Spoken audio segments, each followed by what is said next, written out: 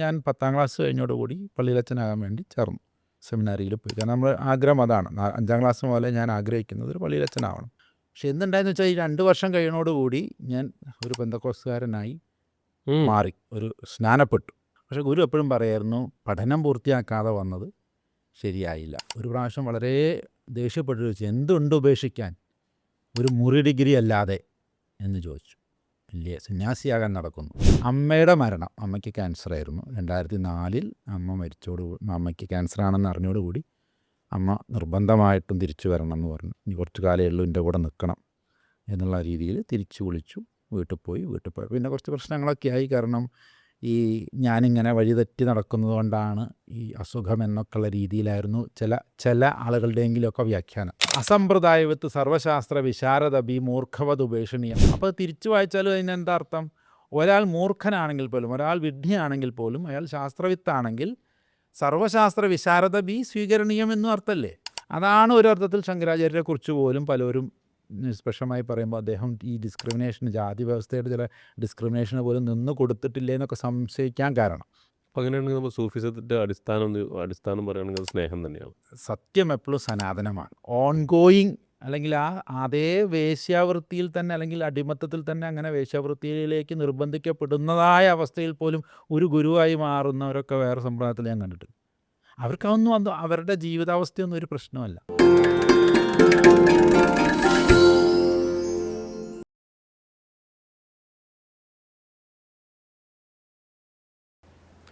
നമസ്തേ, എല്ലാവർക്കും യതീഷിലേക്ക് വീണ്ടും സ്വാഗതം. എല്ലാ ദിവസവും പതിവ് പോലെ തന്നെ ഇന്നും വർഷങ്ങളായിട്ടൊരു ചെറിയ ആത്മബന്ധം, അല്ലെങ്കിൽ സ്വന്തം അനിയനുമായിട്ടുള്ള ബന്ധത്തിൽ നിന്ന് തുടങ്ങിയൊരു ആത്മബന്ധം പക്ഷെ കാണാൻ സാധിച്ചിട്ടുണ്ടായിരുന്നില്ല. ചില ബന്ധങ്ങൾ നമ്മൾ കാണുന്നതിലേക്ക് എത്തുന്നത് അതിൻ്റെ ഒരു വളർച്ച പോലെ ഇരിക്കും. അങ്ങനെ ഒരു ബന്ധമാണ് ഇന്ന് എൻ്റെ മുന്നിലിരിക്കുന്ന സ്വാമി നമസ്തേ. നമസ്കാരം. സാധാരണഗതിയിൽ നമ്മളെപ്പോഴും വലിയ ഇൻട്രൊഡക്ഷൻ ഒന്നും കൊടുക്കാറില്ല. കാരണം അതിലർത്ഥമില്ല, വരുന്ന ഗസ്റ്റ് സംസാരിക്കുമ്പോഴാണല്ലോ അതിൻ്റെ സ്വതസിദ്ധമായ രീതിയിൽ പോകുന്നത്. അപ്പം ഈ സ്വാമി എന്ന് പറയുന്ന മുന്നേ എപ്പോഴും ആൾക്കാർ ആലോചിക്കുക ആളുടെ ഒരു വ്യക്തമായൊരു പേരുണ്ടാവും അല്ലേ? അപ്പോൾ നമ്മൾ നേരത്തെ സ്വകാര്യമായി സംസാരിക്കുന്ന സമയത്ത് പോലും പല ഗുരുജിമാരും അവരുടെ പൂർവാശ്രമത്തെ പറ്റി പറയാൻ ഇഷ്ടപ്പെടാറില്ല, അല്ലെങ്കിൽ അതൊരു എന്താ പറയുക, ഒരു എഴുതപ്പെടാത്ത നിയമത്തിൻ്റെ ഭാഗമായിട്ടാണ്. പക്ഷേ ആ കഴിഞ്ഞ തവണ എനിക്കിപ്പോഴും ഓർമ്മയുണ്ട്, നമ്മളുടെ മഹാമണ്ഡലേശ്വര സ്വാമി വന്ന സമയത്ത് പുള്ളി പറയുണ്ടായി, ഇന്നൊരു മൊബൈൽ നമ്പർ കിട്ടിക്കഴിഞ്ഞാൽ ഒരാളെ എല്ലാ കാര്യങ്ങളും അതിൽ നിന്ന് കൃത്യമായിട്ട് മനസ്സിലാക്കാൻ കഴിയും. അപ്പം ജീവിതത്തിൽ പല സാഹചര്യത്തിലുള്ള ആൾക്കാർ കാണുന്ന വീഡിയോ ആവാം, ചിലപ്പോൾ നാളെ കാണുന്ന ആൾക്കാരുണ്ടാവും, വർഷങ്ങൾ കഴിഞ്ഞ് കാണുന്ന ആൾക്കാരുണ്ടാവും. അപ്പോൾ അങ്ങ് ആരാണെന്നൊരു ചോദ്യം വരുന്ന സമയത്ത് എപ്പോഴും ഈ കളറിൻ്റെ പുറകിലേക്കൊരു യാത്ര ഉണ്ടാവും. അപ്പോൾ അതൊന്ന് പറഞ്ഞു തുടങ്ങാമോ? എവിടെ നിന്നാണ് ഞങ്ങളുടെ ജനനം, എവിടെയാണ്, ഫാമിലി ബാക്ക്ഗ്രൗണ്ട് എന്തൊക്കെയാണ്, എങ്ങനെയാണ് അങ്ങ് പല കടലുകൾ നീന്തി, ഞാൻ പറയുള്ളൂ, കാരണം പല എന്താ പറയുക, ആധ്യാത്മികതയിൽ പല മെത്തേഡുകളിലൂടെയും യാത്ര ചെയ്തിട്ടുള്ള ആളാണ്. അപ്പോൾ അതൊന്ന് പറയാം. നമസ്കാരം. പൊതുവെ ഗുരുസ്മരണയോട് കൂടിയിട്ടാണ് തുടങ്ങാറ്. ന ഗുരോരധികം തത്വം ന ഗുരോരധികം തപഃ തത്വജ്ഞാനാത് പരം നാസ്തി തസ്മൈ ശ്രീ ഗുരവേ നമഃ. ഇപ്പോൾ ചോദിച്ചല്ലോ, പൂർവാശ്രമം പലപ്പോഴും പറയാറില്ല, എന്നിരുന്നാലും ഇന്നത്തെ കാലഘട്ടത്തിൽ അതൊന്നും പറയാതിരുന്നത് കൊണ്ടും നമ്മൾ മറച്ചു വെക്കപ്പെടുന്നില്ല. എല്ലാവർക്കും അറിയാം, ഇന്നത്തെ പണ്ടത്തെ പോലെയല്ല. അപ്പോൾ അത് പറയുന്നതിൽ തെറ്റുമില്ല എന്നാണ് എൻ്റെയൊക്കെ ഒരു വിശ്വാസം. അപ്പോൾ ഞാൻ ജനിക്കുന്നത് 1975 ഒരു 50 വർഷങ്ങൾക്ക് മുമ്പേ. അത് നിലമ്പൂരിനടുത്ത കരുളായി എന്ന് പറഞ്ഞൊരു സ്ഥലത്താണ്, ഒരു വനപ്രദേശമാണ്. പിന്നെ അങ്ങോട്ട് നമ്മുടെ നെടുങ്കയമാണ്. നെടുങ്കയത്താണ് ഇന്ത്യയിലെ ഏറ്റവും ഇൻഡിജീനിയസ് ആയിട്ടുള്ള അബോർജിൻസ് താമസിക്കുന്ന ചോലനായക്കർ ഒക്കെയുള്ള സ്ഥലം. അപ്പോൾ ആ പഞ്ചായത്താണ്. അപ്പം അച്ഛനും അമ്മയും അവിടെ വന്ന് താമസിക്കുന്നവരാണ്. അപ്പോൾ അത് ആ നാട്ടിലൊരു കോളിളക്കമായിരുന്നു അച്ഛൻ്റെയും അമ്മേൻ്റെയും കല്യാണം. ആദ്യമായിട്ടാണ് ഒരു ഇൻ്റർ റിലീജിയസ് കല്യാണം അവിടെ നടക്കുക. അന്നത്തെ കാലത്ത് 74 അങ്ങനത്തെ ഒരു സംഭവം ഒന്നും കേൾവിയില്ല. എല്ലാവരും മതത്തിൽ നിന്നും കല്യാണം കഴിക്കുന്നു. അപ്പോൾ അച്ഛൻ മാളയിൽ നിന്ന് കുടിയേറിയ ഒരു ക്രിസ്ത്യൻ സുറിയാനി കത്തോലിക്ക കുടുംബത്തിലെ ശ്രീമാൻ പൗലോസ് വലിയപറമ്പിൽ. അപ്പോൾ അദ്ദേഹത്തിന് എന്തുകൊണ്ടോ ഉള്ളിലൊരു ഹിന്ദു പെൺകുട്ടിയെ അങ്ങനെയൊക്കെയാണ് ഞാൻ ചോദിച്ചിട്ടുണ്ട്. പറഞ്ഞു, ഈ ഞങ്ങളുടെ കൂട്ടത്തിലുള്ളവർ പള്ളി പോകുമ്പോഴും കൂടി കുളിക്കൂല. മറ്റതിപ്പോൾ എല്ലാ ദിവസമൊക്കെ ഒന്ന് രാവിലെ നീച്ച് കുളിച്ച് വിളക്ക് വെച്ച് അമ്പലത്തിലൊക്കെ പോകുന്ന ആ ഒരു ഇതിനോടാണ് ആകർഷണീയത ചെറുപ്പത്തിലേ ഉണ്ടായിരുന്നെന്ന് പറയാറുണ്ട്. അങ്ങനെ നോക്കുമ്പോൾ തൻ്റെ മനസ്സിനിണങ്ങിയ ഒരാളെ ആ നാട്ടിൽ കാണുകയും, പക്ഷെ അവർ കുറച്ചും കൂടി റിച്ചാണ്, അവർ കുറച്ചും കൂടി എഡ്യൂക്കേറ്റഡ് ആണ്. ഇപ്പോൾ അമ്മ കോൺവെൻറ്റ് എഡ്യൂക്കേറ്റഡ് ആണ്. അമ്മേൻ്റെ അച്ഛൻ അന്നകാലത്ത് BA ഓണേഴ്സാണ്. അന്നത്തെ കാലത്ത് BA. അവരുടെ അമ്മ വല്യച്ഛൻ്റെ അമ്മ BA ഓണേഴ്സാണ്. അവരന്ന് വെളിയിൽ പോയി പഠിച്ചൊരു സ്ത്രീയാണ്. അപ്പോൾ അങ്ങനെയുള്ളൊരു കുടുംബത്തിൽ പോയി പെണ്ണ് ചോദിക്കുക എന്നൊക്കെ പറഞ്ഞാൽ കുറച്ച് ബുദ്ധിമുട്ടുള്ള കാലഘട്ടമാണ്. അതും മാത്രമല്ല അച്ഛനൊരു തയ്യൽക്കാരനാണ്. അപ്പോൾ ഇങ്ങനെ വലിയൊരു ഹൈ പ്രൊഫൈലുള്ള ആളൊന്നുമല്ല. ഏതായാലും അതിൻ്റെ പിന്നിലൊക്കെ വേറെ കുറേ കഥകളൊക്കെ ഉണ്ടായി. ഏതായാലും കല്യാണം നടന്നു. അപ്പോൾ എന്തുണ്ടായി, അന്നത്തെ ഒരു സാഹചര്യപ്രകാരം ഒന്നില്ലെങ്കിൽ അങ്ങോട്ടോ ഇങ്ങോട്ടോ, അതാണല്ലോ, ഏതെങ്കിലും ഒന്നിൽ നിൽക്കുക എന്നുള്ളത് കൊണ്ട് അച്ഛനെ ഇങ്ങോട്ട് വരുത്താനുള്ള സംവിധാനങ്ങളൊന്നും ഉണ്ടായിരുന്നില്ല. അന്ന് സമാജത്തിൻ്റെ പ്രവർത്തനങ്ങളൊന്നും അവർക്ക് അറിയില്ല, അല്ലെങ്കിൽ അതൊന്നും അത്ര വൈഡായിരുന്നില്ല. അപ്പോൾ ഏറ്റവും എളുപ്പം മകളെ അങ്ങോട്ട് കൊടുക്കുക എന്നുള്ളത് കൊണ്ട് സതീർത്ഥ്യനായ ബിഷപ്പിന് കത്തെഴുതി. അന്ന് താമരശ്ശേരി രൂപതയും മാനന്തവാടി രൂപതയൊന്നും ആയിട്ടില്ല, അന്ന് തലശ്ശേരി രൂപതയാണ്. തലശ്ശേരി രൂപതയിലെ സെബാസ്റ്റ്യൻ മങ്കൂഴിക്കരി പിതാവിൻ്റെ അടുത്ത് ആ ബിഷപ്പ് ഹൗസൊക്കെ കൊടുത്തതിൻ്റെ പിന്നിൽ ഇവരുടെയൊക്കെ കുടുംബക്കാരുണ്ട്. കാരണം വല്യച്ഛൻ്റെ തറവാട് എന്ന് പറഞ്ഞാൽ ധർമ്മടത്താണ്. അവരുടെ വീട്ടുപേര് തന്നെ ധർമ്മടത്ത് എന്നാണ്. അപ്പോൾ അവരാണ് ഈ വെർണൻ കോളേജിനൊക്കെ സ്ഥലം കൊടുത്തതെന്നൊക്കെ കേട്ടിട്ടുണ്ട്. അപ്പം ആ കുടുംബത്തിൽപ്പെട്ട ഒരാളായതുകൊണ്ട് ഇവർക്ക് തമ്മിൽ അങ്ങോട്ടും ഇങ്ങോട്ടും അറിയാവുന്നതുകൊണ്ട് ബിഷപ്പിന് കത്തെഴുതി, എൻ്റെ മകളെ ഇങ്ങനെ കല്യാണം കഴിക്കാൻ ഒരാൾ ആഗ്രഹിക്കുന്നു. അപ്പോൾ വേണ്ടുന്ന കാറ്റഗീസൊക്കെ പഠിപ്പിച്ചിട്ടാണ് കൺവേർട്ട് ചെയ്തത്. പിന്നെ അമ്മ ഓൾറെഡി കോൺവെൻറ്റ് എഡ്യൂക്കേറ്റഡ് ആയതുകൊണ്ട് പ്രാർത്ഥനകളൊക്കെ അറിയാം, ഇംഗ്ലീഷിലുള്ള പ്രാർത്ഥനകൾ അറിയാം. അച്ഛന് മലയാളത്തിലേ അറിയുള്ളൂ, അമ്മയ്ക്ക് ഇംഗ്ലീഷിൽ തന്നെ പ്രാർത്ഥിക്കാൻ. അപ്പോൾ അതുകൊണ്ട് അവർ മാത്രമല്ല, ശ്രീനാരായണ ഗുരുവിൻ്റെ ബാക്ക്ഗ്രൗണ്ടാണ് അമ്മേൻ്റെ വീട്ടുകാർ. കാരണം ശ്രീനാരായണ ഗുരുവിനെ ഇങ്ങോട്ടേക്ക് വിളിച്ചു കൊണ്ടുവരാൻ കാരണക്കാരായത് ഈ കുടുംബക്കാരാണ്. കോഴിക്കോട്ടേക്കും അതേപോലെ ജഗന്നാഥ ക്ഷേത്രത്തിലേക്കും തലശ്ശേരിയിലേക്കൊക്കെ കൊണ്ടുവരാൻ കാരണം കാറുണ്ടായിരുന്നു. അന്ന് സാമൂതിരി രാജാവിന് പോലും കാറുണ്ടായിരുന്നില്ല എന്നാണ് അറിവ്. അപ്പോൾ കേട്ടുകേൾവി കേട്ടോ, ഞാനത് ഫാക്റ്റൊന്നും അന്വേഷിച്ചിട്ടില്ല. പക്ഷേ ഇവിടുന്ന് കാറ് കൊണ്ടുപോയി ആലുവ അദ്വൈതാശ്രമത്തിൽ നിന്ന് വിളിച്ചു കൊണ്ടുവരാൻ കാറൊക്കെ ഉണ്ടായിരുന്ന ഒരു കുടുംബമായിരുന്നു. അതാ പറഞ്ഞത്, വല്യച്ഛൻ്റെ അമ്മേൻ്റെ അച്ഛൻ്റെ അമ്മ വെളിയിൽ പോയി പഠിച്ച സ്ത്രീയാണ്. അപ്പോൾ അവർ ഇംഗ്ലീഷിലാണ്, അവരുടെ വീട്ടിൽ സംസാരിക്കുന്ന ഇംഗ്ലീഷിലാണ്. അങ്ങനെ ഒരുപാട് ഉദ്യോഗസ്ഥ നിരകളുണ്ടായിരുന്നൊരു വീട്. അപ്പോൾ ഗുരുവിൻ്റെ ആദർശങ്ങൾ ഉള്ളതുകൊണ്ട് തന്നെ മകളെ ഇപ്പോൾ അങ്ങോട്ടൊന്ന് കൊടുക്കണേന് വലിയ വ്യത്യാസമൊന്നും അവർക്ക് ഫീൽ ചെയ്തില്ല.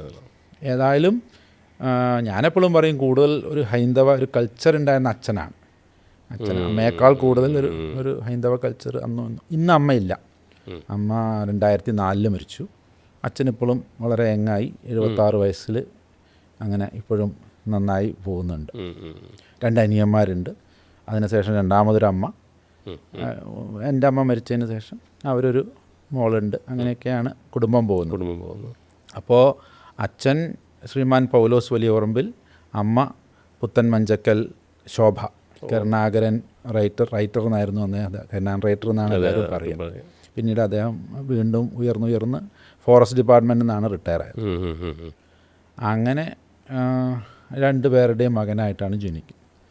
അപ്പോൾ അന്നത്തെ ഫസ്റ്റ് ഒരു സംഗതി ആയതുകൊണ്ട് തന്നെ നാട്ടിലൊരു ഒരു സമ്പ്രദായം ഉണ്ടായിരുന്നു. എല്ലാവരും പറയാൻ തുടങ്ങി 2 തല ഉണ്ടാവും, 4 കാലുണ്ടാവും, 2 കൈ ഉണ്ടാവും, 4 കൈ ഉണ്ടാവും. കാരണം ഒരു ഹിന്ദു സെക്റ്റും വേണം, 2 തല വേണമല്ലോ, ഒരു ഹിന്ദുവിനൊരു തലയും അങ്ങനെ, അല്ലെങ്കിൽ എന്തെങ്കിലും ഒരു പൂവെങ്കിലും തലയിൽ എവിടെയെങ്കിലുമൊക്കെ ഒരു മുഴയൊക്കെ ഉണ്ടാവും എന്നുള്ള രീതിയിലാണ് ആൾക്കാർ ഇതിനെ കണ്ടത്. അപ്പോൾ അമ്മ വല്ലാണ്ട് പേടിച്ചിരുന്നു എന്ന് പറഞ്ഞു. കാരണം ഇത് ആവുമൊന്നും അറിയില്ല, കാരണം ഇതിന് മുമ്പ് അങ്ങനെ ഒരു ഇല്ല. അപ്പോൾ അതുകൊണ്ട് തന്നെ അങ്ങനെ ഉണ്ടോ ഇല്ലെന്നും ചർച്ചാ വിഷയമാണല്ലോ, ഉണ്ടോ ഇല്ലെന്നൊന്നും പറയാനൊന്നുള്ളൊരു ആരും എക്സാമ്പിൾസ് കാണുന്നില്ല.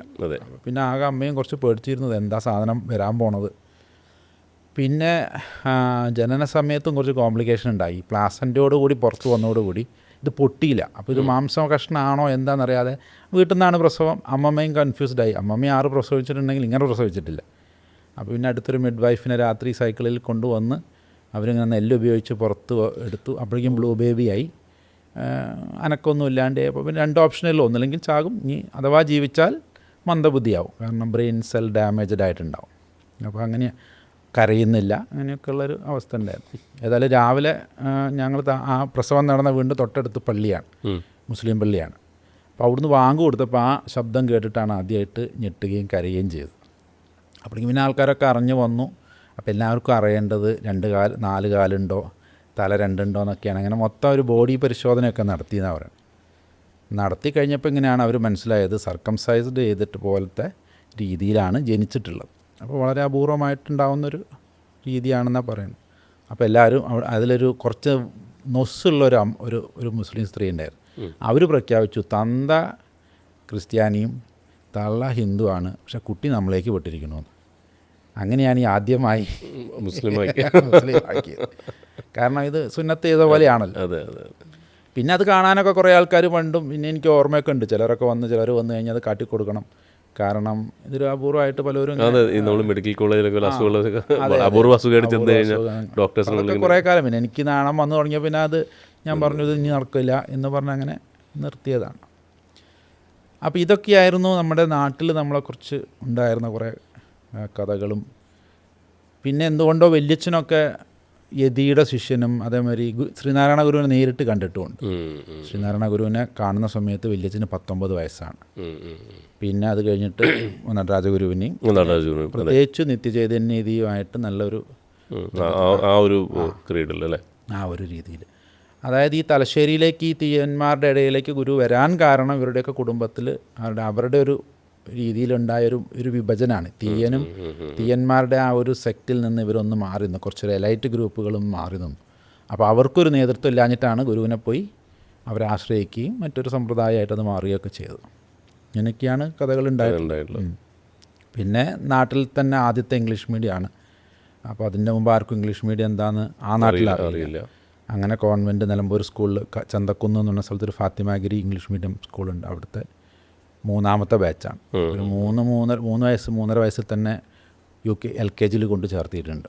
അപ്പോൾ ഈ LKG ഇത്രയും ചെറുപ്പത്തിൽ കുട്ടീനെ ഇങ്ങനെ സ്കൂളിൽ ബസ്സിനൊക്കെ കൊണ്ടുപോകുക എന്നൊക്കെ പറയുന്നതൊക്കെ വലിയ അന്നത്തെ കാലത്ത് വലിയ ചർച്ചയായിരുന്നു. 2 അനിയന്മാരും ആ പാതയിൽ തന്നെ വന്നു. പിന്നെ പക്ഷെ അമ്മയ്ക്ക് അത് എഡ്യൂക്കേഷൻ ഉള്ളതുകൊണ്ട് അമ്മ അത് അതെ അമ്മ എഡ്യൂക്കേറ്റഡ് ആണല്ലോ. അപ്പോൾ പിന്നെ അമ്മേൻ്റെ അച്ഛനൊക്കെ എഡ്യൂക്കേറ്റഡ് ആയതുകൊണ്ട് അതാണ് അവർക്കറിയാം, അതാണ് ഏറ്റവും വലിയ പവർ എന്ന് പറയുന്നത്. അപ്പോൾ അവർക്കറിയായിരുന്നു. അതിൽ തന്നെ അച്ഛനത്ര വലിയൊരു ധാരണ ഉണ്ടായിരുന്നില്ല. ഏതെങ്കിലും സ്കൂൾ മതി എന്ന് പറയുമ്പോൾ ഇവരാണതൊക്കെ. പിന്നെ അമ്മയുടെ വീട്ടുകാരുമായിട്ടായിരുന്നു കൂടുതൽ, അമ്മമ്മയൊക്കെ ആയിട്ടായിരുന്നു കൂടുതലൊരു ബന്ധം.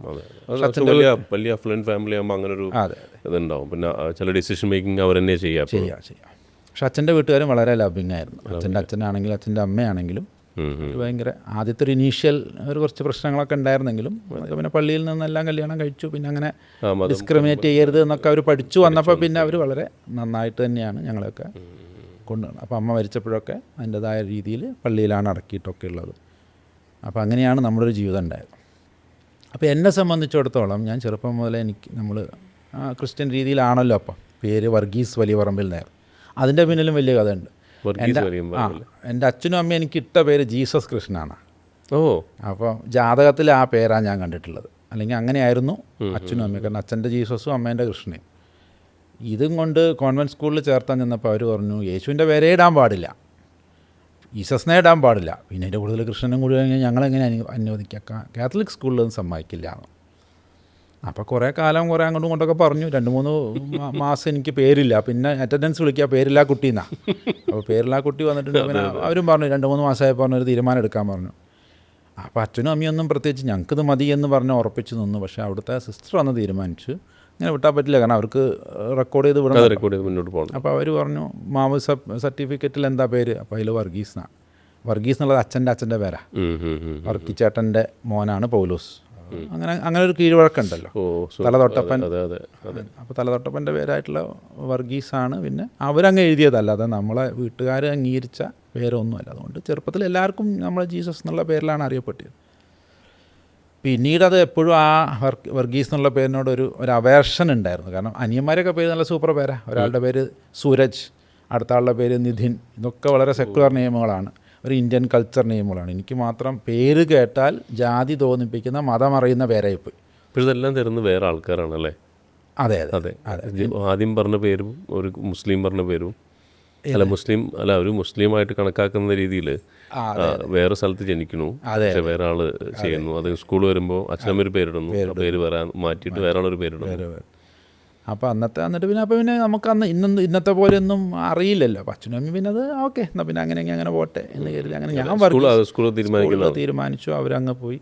അനിയന്മാർ നല്ല സൂപ്പർ പേര്, സൂരജ്, നിതിൻ എന്നൊക്കെ പറഞ്ഞാൽ അന്നും ഇന്നും നല്ല പേരാണല്ലോ. ഇപ്പോൾ ഈ 50 കൊല്ലം കഴിയുമ്പോഴും സൂരജും നിതിനൊക്കെ എല്ലാം രണ്ട് എവിടെയും നിൽക്കുന്ന അതെ. അപ്പോൾ എൻ്റെ മനസ്സിൽ എപ്പോഴും ഇതിനോടൊരു അവേർഷൻ ഉണ്ടായിരുന്നു, വീട്ടുകാർക്കും അവേർഷൻ ഉണ്ടായിരുന്നു. കാരണം ഈ മൂന്ന് കുട്ടികളുടെ ഇടയിൽ ഒരാളുടെ പേര് മാത്രം ഒരു ജാതി ദ്യോതകമായി വരുന്നതുകൊണ്ടുള്ളൊരു പ്രശ്നം. അപ്പോൾ എൻ്റെ മനസ്സിൽ ഇത് മാറ്റണം എപ്പോഴും പറയും മാറ്റാം. പിന്നെ അതിൻ്റെ ഒന്നും പ്രൊസീഡിങ്സിൽ പോകാൻ അവർക്കും കഴിഞ്ഞില്ല. അങ്ങനെ പോയി. അങ്ങനെയാണ് എൻ്റെ മനസ്സിൽ ആദ്യം കൂടുതൽ പഠിക്കാൻ സാധിക്കുന്നത് എന്തായാലും ക്രിസ്തുമതമാണ്. കാരണം സൺഡേ സ്കൂളിൽ പോകുന്നുണ്ട്, ഔദ്യോഗികമായി ഗവൺമെൻറ് സ്കൂളിലാണ് പഠിക്കുന്നത്, ഔദ്യോഗികമായി ക്രിസ്ത്യൻസാണ്. അതുകൊണ്ട് അച്ഛനും അമ്മയും അത്ര പള്ളിയിൽ പോകുന്നവരൊന്നും ആയിരുന്നില്ല അന്ന്. എന്നാലും ഇടയ്ക്കൊക്കെ മക്കളെയൊക്കെ വിടും. ഞങ്ങളൊക്കെ നല്ല ആക്റ്റീവായിരുന്നു. പക്ഷെ അവിടെ ചെന്ന് ഞാൻ 10ാം ക്ലാസ് കഴിഞ്ഞോടുകൂടി പള്ളിയിലച്ഛനാകാൻ വേണ്ടി ചേർന്നു, സെമിനാരിയിൽ പോയി. കാരണം നമ്മുടെ ആഗ്രഹം അതാണ്. 5ാം ക്ലാസ് മുതലേ ഞാൻ ആഗ്രഹിക്കുന്നത് ഒരു പള്ളിയിലച്ഛനാവണം. അങ്ങനെ ആദ്യം സലേഷ്യൻസിൻ്റെ ഇതിൽ പോയി, പിന്നെ അങ്ങനെ പല സെമിനാരികളിൽ സലേഷ്യൻസിൽ പോയി. പക്ഷേ അവിടുത്തെ ഞങ്ങളുടെ ഇടവക അച്ഛൻ സർട്ടിഫിക്കറ്റ് തന്നില്ല. അതായത് ഇടവക അച്ഛൻ്റെ ഒരു കൺസേൺ വേണം, ഒരു NOC വേണം സെമിനാരി റെക്കമെൻഡേഷൻ. അല്ല അങ്ങനെ മാൻഡേറ്ററി ആണ്. കാരണം ഇയാളാണല്ലോ വളർത്തുന്ന ആൾ, അപ്പോൾ ഇയാളാണല്ലോ ഈ കുട്ടി നല്ലതാണ് എന്ന് പറയേണ്ടത്. അപ്പോൾ അതിന് പറഞ്ഞ കാരണം എന്ന് പറയുന്നത് അമ്മ ഹിന്ദു ആയിരുന്നില്ലേ. അപ്പോൾ പ്യൂരിറ്റി ഇല്ലായ്മയായിരുന്നു ആദ്യം. അത് ഞങ്ങളൊക്കെ വല്ലാണ്ട് വിഷമിപ്പിച്ചു. കാരണം അച്ഛനേക്കാൾ കൂടുതൽ അമ്മയ്ക്ക് ആണ് ശരിക്കും പറഞ്ഞാൽ ഇംഗ്ലീഷിലും മലയാളത്തിലും ഒക്കെ പ്രാർത്ഥിക്കാൻ അറിയാം. അച്ഛന് മലയാളത്തിൽ തന്നെ കഷ്ടി അറിയുള്ളൂ. പക്ഷെ അമ്മ ഇതെല്ലാം അറിഞ്ഞിട്ടും ആ രീതിയിലൊക്കെ നിന്നിട്ടും ആദ്യത്തെ ഒരു ഡിസ്ക്രിമിനേഷൻ ഫേസ് ചെയ്യുന്ന അവിടെ. അപ്പോൾ അതുകൊണ്ട് ആദ്യത്തെ സലേഷ്യൻ പ്രവേശനം നടന്നില്ല ശരിക്കും. അപ്പോൾ പിന്നെ ഓക്കെ 10ാം ക്ലാസ് കഴിഞ്ഞു. അപ്പോൾ പിന്നെ നല്ല മാർക്കുണ്ടായിരുന്നു. മാർത്തോമ കോളേജിൽ അഡ്മിഷൻ കിട്ടി. അങ്ങനെയാണ് ഈ പ്രൊട്ടസ്റ്റൻ്റ് വിഭാഗങ്ങളോടുള്ള ഒരു എക്സ്പോഷർ വരുന്നത്. മാർത്തോമ കോളേജ് എന്ന് പറയുമ്പോൾ വേറൊരു സഭേൻ്റെയാണ്. അവിടെ നിന്ന് ഇങ്ങനെ പെന്തക്കോസ്തിനെയും യാക്കോബ, ഓർത്തഡോക്സ്, ബാക്കി എല്ലാ വിഭാഗങ്ങളെയും പരിചയപ്പെടുന്ന അവിടെയാണ്. അവിടെയും വളരെ ആക്റ്റീവായി. അവിടെ ഈ Indian campus crusade for Christ, അതേമാതിരി SCM students Christian movement, Jesus youth, ഇങ്ങനെയൊക്കെയുള്ള കുറേ ഇതിലൊക്കെ ആയിട്ട് ബന്ധപ്പെട്ട് കുറച്ചും കൂടി അവരൊക്കെ ഒന്നും കൂടി ഈ ബൈബിൾ കേന്ദ്രീകൃതമായ ആളുകളെ പഠിപ്പിക്കും. അപ്പോൾ എനിക്ക് കുറച്ചും കൂടി പഠിക്കാനുള്ള ഒരു ത്വര ഉള്ളതുകൊണ്ട് ബൈബിൾ അവരെ കൂടെ പഠിക്കാൻ തുടങ്ങി. പക്ഷെ എന്തുണ്ടായെന്ന് വെച്ചാൽ ഈ 2 വർഷം കഴിയുന്നതോടുകൂടി ഞാൻ ഒരു പെന്തക്കോസ്തുകാരനായി മാറി, സ്നാനപ്പെട്ടു. അവരുടെ ഒരു പെന്തക്കോസ്തുകാരനായി സ്നാനപ്പെട്ടു എന്ന് മാത്രമല്ല, അവിടുത്തെ നേതൃത്വത്തിൽ പ്രസംഗിക്കാനും ബൈബിൾ കൊടുക്കാനും സുവിശേഷം പറയാനും ഒക്കെ പോകുന്ന ഒരുപാട് പേരെ കൺവേർട്ട് ചെയ്യുകയും ചെയ്തു ആ കാലഘട്ടത്തിൽ. ശരിക്കും പറഞ്ഞാൽ യേശുവിന് 10-13 പേരെയാണ് കൺവേർട്ട് ചെയ്യുന്ന നല്ല ശിഷ്യന്മാരെ കിട്ടിയില്ല. അന്ന് 48 പേരോളം ഞാൻ മുൻനിരയിൽ നിന്നുകൊണ്ട് സ്നാനപ്പെടുത്താൻ പറ്റി. അതിൽ പല ജാതികളും മതങ്ങളും ഒക്കെ ഉണ്ടായിരുന്നു. അങ്ങനെ പോകുന്ന സമയത്താണ് നമുക്കൊരു തോന്നൽ, എല്ലാവർക്കും ഇത് എത്തിക്കണമല്ലോ, എല്ലാ മതക്കാരോടും ഇത് എത്തിക്കണം.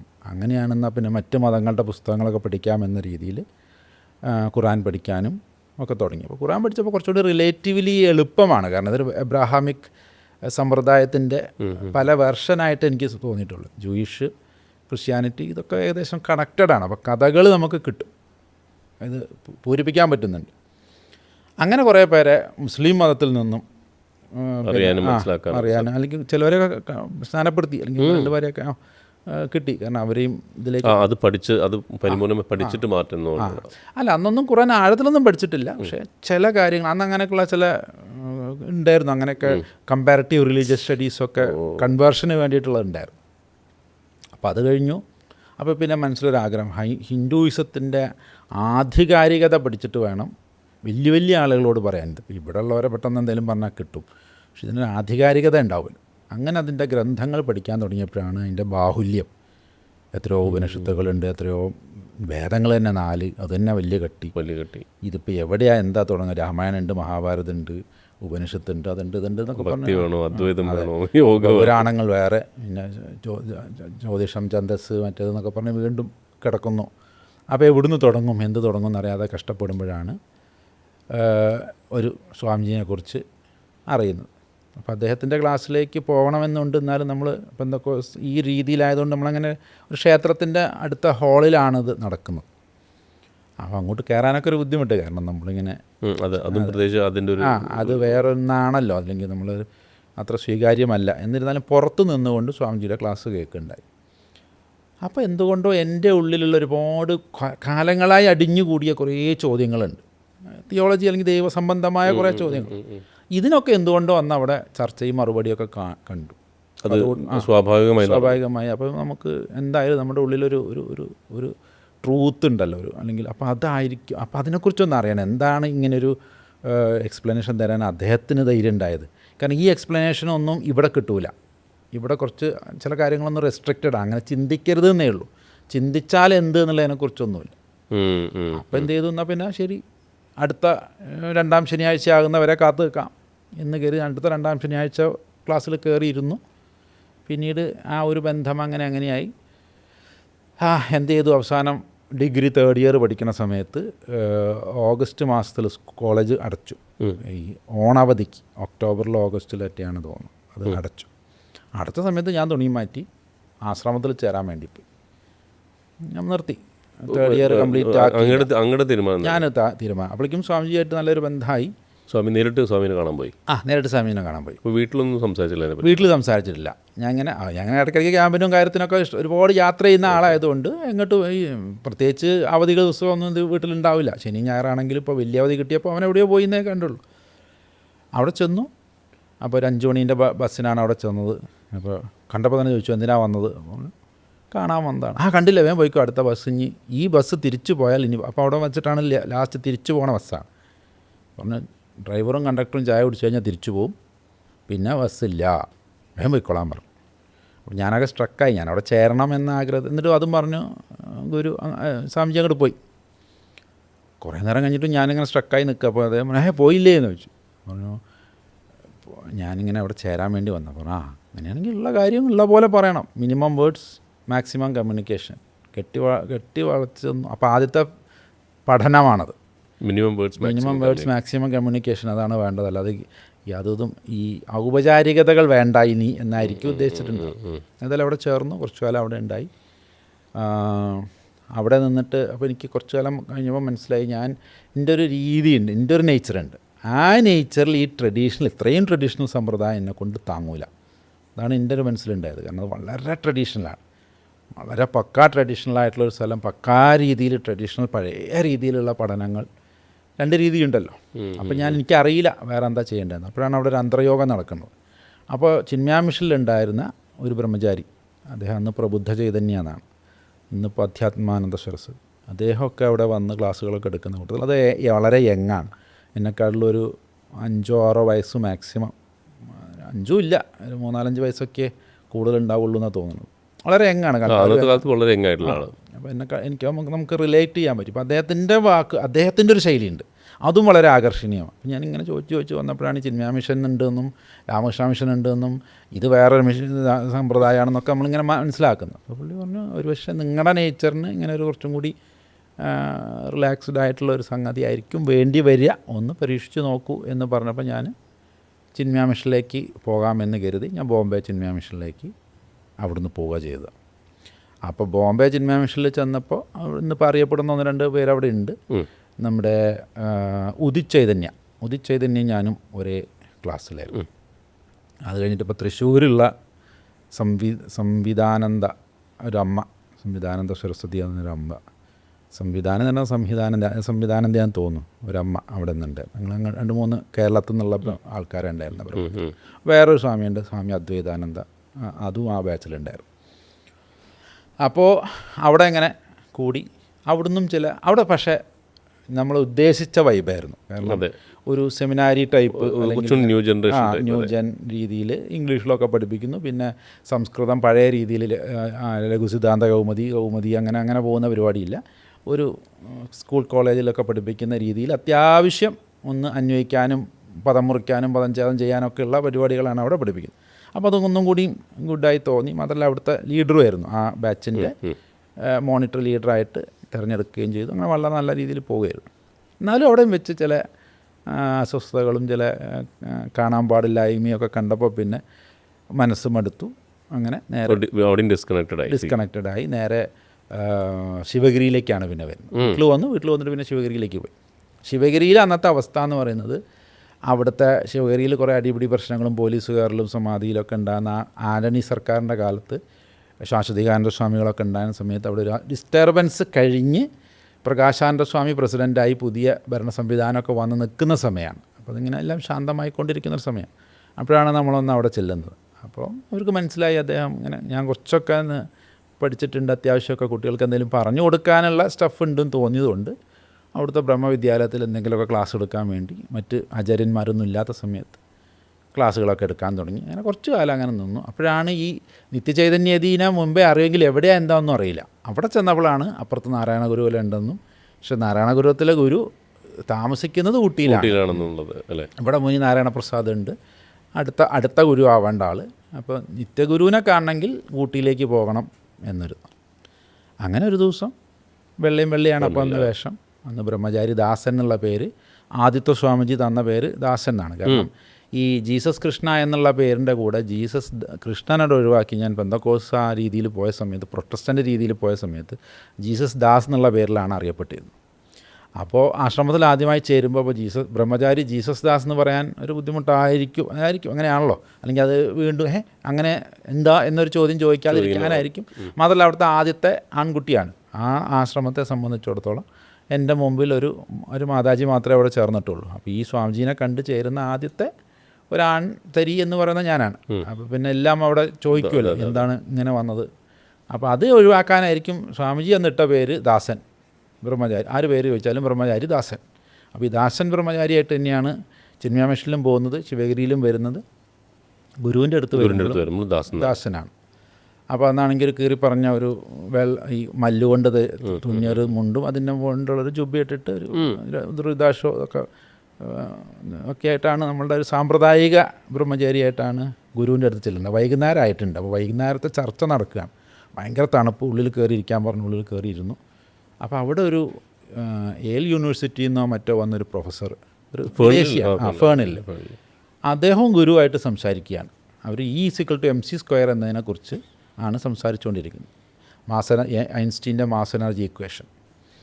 അപ്പം ഇവരിങ്ങനെ സംസാരിച്ചു. രണ്ടുപേരുടേതായ ഭാഗങ്ങൾ, സയൻസിൻ്റെ ഭാഗത്തു നിന്നും അതിൽ നിന്ന് ഉപനിഷത്തിൻ്റെ ഭാഗവും ഒക്കെ, ഈ എനർജി എങ്ങനെയാണ് മാറ്റർ ആകുന്നത്, മാറ്റർ എങ്ങനെയാണ് എനർജി, ഇങ്ങനെയൊക്കെയുള്ള കാര്യങ്ങളാണ് അവിടെ പറഞ്ഞുകൊണ്ടിരിക്കുന്നത്. ഞാനും ശ്രദ്ധിച്ചു. ഇപ്പോൾ ഇതെല്ലാം കഴിഞ്ഞ് ഈ ചർച്ചായോഗം കഴിഞ്ഞ് ഗുരു നടക്കാൻ പോകുന്നൊരു പരിപാടിയാണ്. അപ്പോൾ നടക്കാൻ പോകുമ്പോഴാണ് എന്നെ കാണുന്നത്. കാരണം ഞാൻ വരുന്ന കണ്ടിട്ടുണ്ട്. പക്ഷെ എന്നോട് ചോദിച്ചു, ഓ ഇവിടെ ഇരിക്കുമായിരുന്നോ? എന്നോട് ചോദിച്ചു, തമിഴാണോ മലയാളമാണോ? അപ്പോൾ ഞാൻ പറഞ്ഞു മലയാളിയാണ്. ശരി, 2-3 ക്ലാസ്സൊക്കെ പഠിച്ചിട്ടുണ്ടോ? ഞാൻ പറഞ്ഞു ഡിഗ്രി. ഓ ഏതാ സുഖം? ഓ ഡിഗ്രിക്കാരനാണോ? എന്നാൽ അങ്ങോട്ട് ഇരിക്കി എന്ന് പറഞ്ഞ പുള്ളി ഇരുന്നു, ഞാനും ഇരുന്നു. ഞങ്ങൾ പറഞ്ഞൊക്കെ ശ്രദ്ധിച്ചായിരുന്നോ? ഞാൻ പറഞ്ഞു ശ്രദ്ധിച്ചു. എന്തുവാ മനസ്സിലായത്, എന്തുവാ അഭിപ്രായം? അപ്പോൾ ഞാൻ ഭാഗ്യം കൊണ്ടോ നിർഭാഗ്യം കൊണ്ടോ ഞാൻ പറഞ്ഞു, അങ്ങനെ കുറച്ച് കമൻറ്റുകളൊക്കെ പറഞ്ഞു ഗുരുവിന് ഒരു കാര്യം കൂടി അതിൽ പറയാമായിരുന്നു. കാരണം ഇങ്ങനെയും അതിനൊരു സൈഡ് ഉണ്ടല്ലോ. അതിനിപ്പോൾ ഞാൻ വരുന്നതിൻ്റെ മുമ്പ് ഈ ചർച്ചയിൽ പറഞ്ഞോ എന്നെനിക്കറിയില്ല. പക്ഷേ അങ്ങനെയും കൂടി പറഞ്ഞിരുന്നെങ്കിൽ അദ്ദേഹം ചോദിച്ചതിനുള്ളൊരു മറുപടിയൊക്കെ ആകുമായിരുന്നില്ലേ എന്നൊരു ചെറിയൊരു ഇത് കേട്ടപ്പോൾ ഗുരുവിന് വളരെ ഇമ്പ്രസ്ഡായി എന്നാണ് തോന്നുന്നത്. ഇമ്പ്രസ്ഡ് ആകാൻ പറഞ്ഞതല്ല, ഒരു ഉദ്ദേശത്തോടും കൂടിയും ചെന്നതല്ല. ഗുരുവിനെ കാണുക, നമസ്കരിക്കുക, തിരിച്ചു പോരുക. കാരണം ശിവഗിരിയിലേക്ക് തന്നെ തിരിച്ചു വരണമെന്ന് മാത്രമേ ഉദ്ദേശിച്ചു. ഗുരു ഇത് കേട്ടപ്പോൾ പറഞ്ഞു, താനാൾ കൊള്ളാമല്ലോ, എന്തോ അപ്പോഴാണ് എന്താണ് പേര് എന്ന് ചോദിക്കുന്നത്. അവരും പേരൊന്നും ചോദിച്ചിട്ടില്ല. പറഞ്ഞു ദാസനോ, അങ്ങനെ ഒരു പേര് മാത്രമുണ്ടോ? ഞാൻ പറഞ്ഞു ഇപ്പോൾ വെറും ദാസനാണ്. എന്നാൽ നിൻ്റെ പേര് ഞാൻ മാറ്റിയിരിക്കുന്നു. ഇന്നു മുതൽ നിൻ്റെ പേര് ആത്മദാസ്. ആത്മാവ് എന്ന് പറയുന്ന ഗുരുവാണ് ആത്മാവ്. അതുകൊണ്ട് ഗുരുവിൻ്റെ ദാസൻ ആത്മദാസ്. അങ്ങനെയാണ് ഈ ആത്മദാസ് ഗുരുവിട്ട പേരാണ്. അപ്പോൾ അദ്ദേഹം യതിയാണല്ലോ, നിത്യചൈതന്യ യതി. നീ യമി. അപ്പോൾ യമി എന്നുള്ളതിൻ്റെ വാക്കൊന്നും നമുക്കറിയില്ല. പിന്നീടാണത് ഗീതയിൽ തസ്യാഞ്ജാഗ്രതി സംയമി എന്ന് പറയുന്ന ഒരു ശ്ലോകമുണ്ട്. അപ്പോൾ സംയമി എന്നതിൻ്റെ യമിയാണ് അവിടെ കിട്ടുക.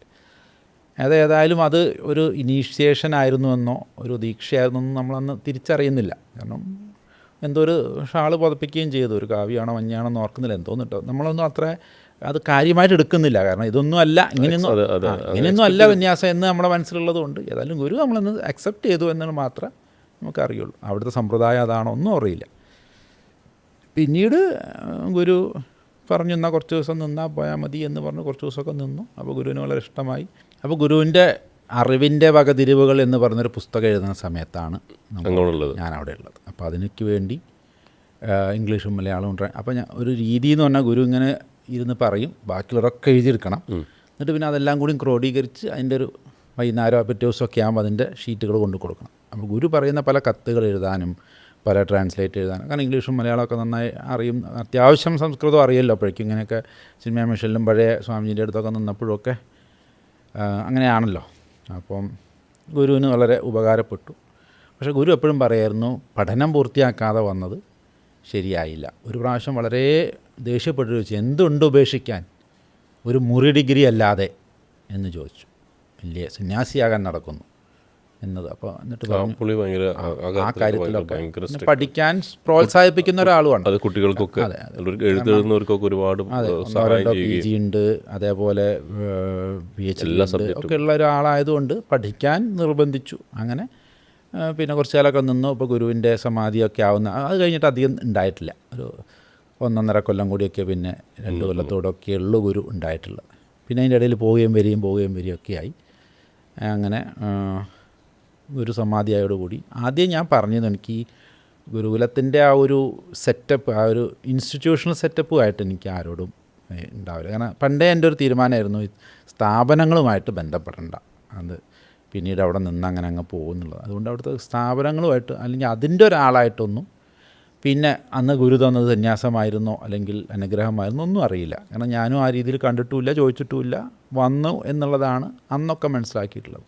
പിന്നീട് അതൊക്കെ വലിയൊരു യോഗമായിരുന്നു, പിന്നീടൊക്കെയാണ് തിരിച്ചറിയുന്നത്. അല്ലാതെ ഇപ്പോഴും ഞാൻ പല ഗുരുക്കന്മാരായ പലരുടെയും പേര് ഞാൻ പറഞ്ഞിട്ടില്ല. കാരണം എന്താ വെച്ചാൽ അവർക്കൊക്കെ അവരുടേതായ സമ്പ്രദായങ്ങളുണ്ട്. ആ സമ്പ്രദായത്തിൽ പോയവരെ മാത്രമേ ചിലപ്പോൾ ഗുരുവായിട്ടോ ശിഷ്യനായിട്ടോ ഒക്കെ അങ്ങോട്ടും ഇങ്ങോട്ടും അംഗീകരിക്കാൻ പറ്റുള്ളൂ. ഞാനിങ്ങനെ വന്നുപോയി എവിടെയോ ഒരു കുറച്ച് കാലം ഉണ്ടായിരുന്നു എന്ന് പറയുന്ന ആളൊക്കെ ഗുരുവാണെന്നൊക്കെ അവകാശപ്പെടുന്നതൊന്നും ശരിയല്ല എന്ന് നമുക്ക് പറയാം.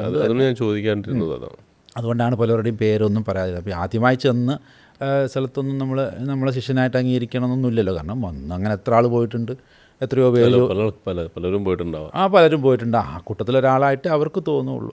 അല്ലെങ്കിൽ സിനിമ മിഷനിലും ഇത്രയേ ഉള്ളൂ. പോയി കുറച്ച് കാലം പഠിച്ചു, അവരുടെ ഒരു ഔദാര്യത്തിൽ കുറേ കാര്യങ്ങൾ പഠിച്ചു, തിരിച്ചു വന്നു. ശിവഗിരിയിലാണെങ്കിലും അങ്ങനെ നമ്മളുള്ള സമയത്ത് ക്ലാസ്സുകൾ പറഞ്ഞു കൊടുക്കാൻ വിളിച്ചിട്ടുണ്ട്, ചെയ്തിട്ടുണ്ട് എന്നല്ലാതെ.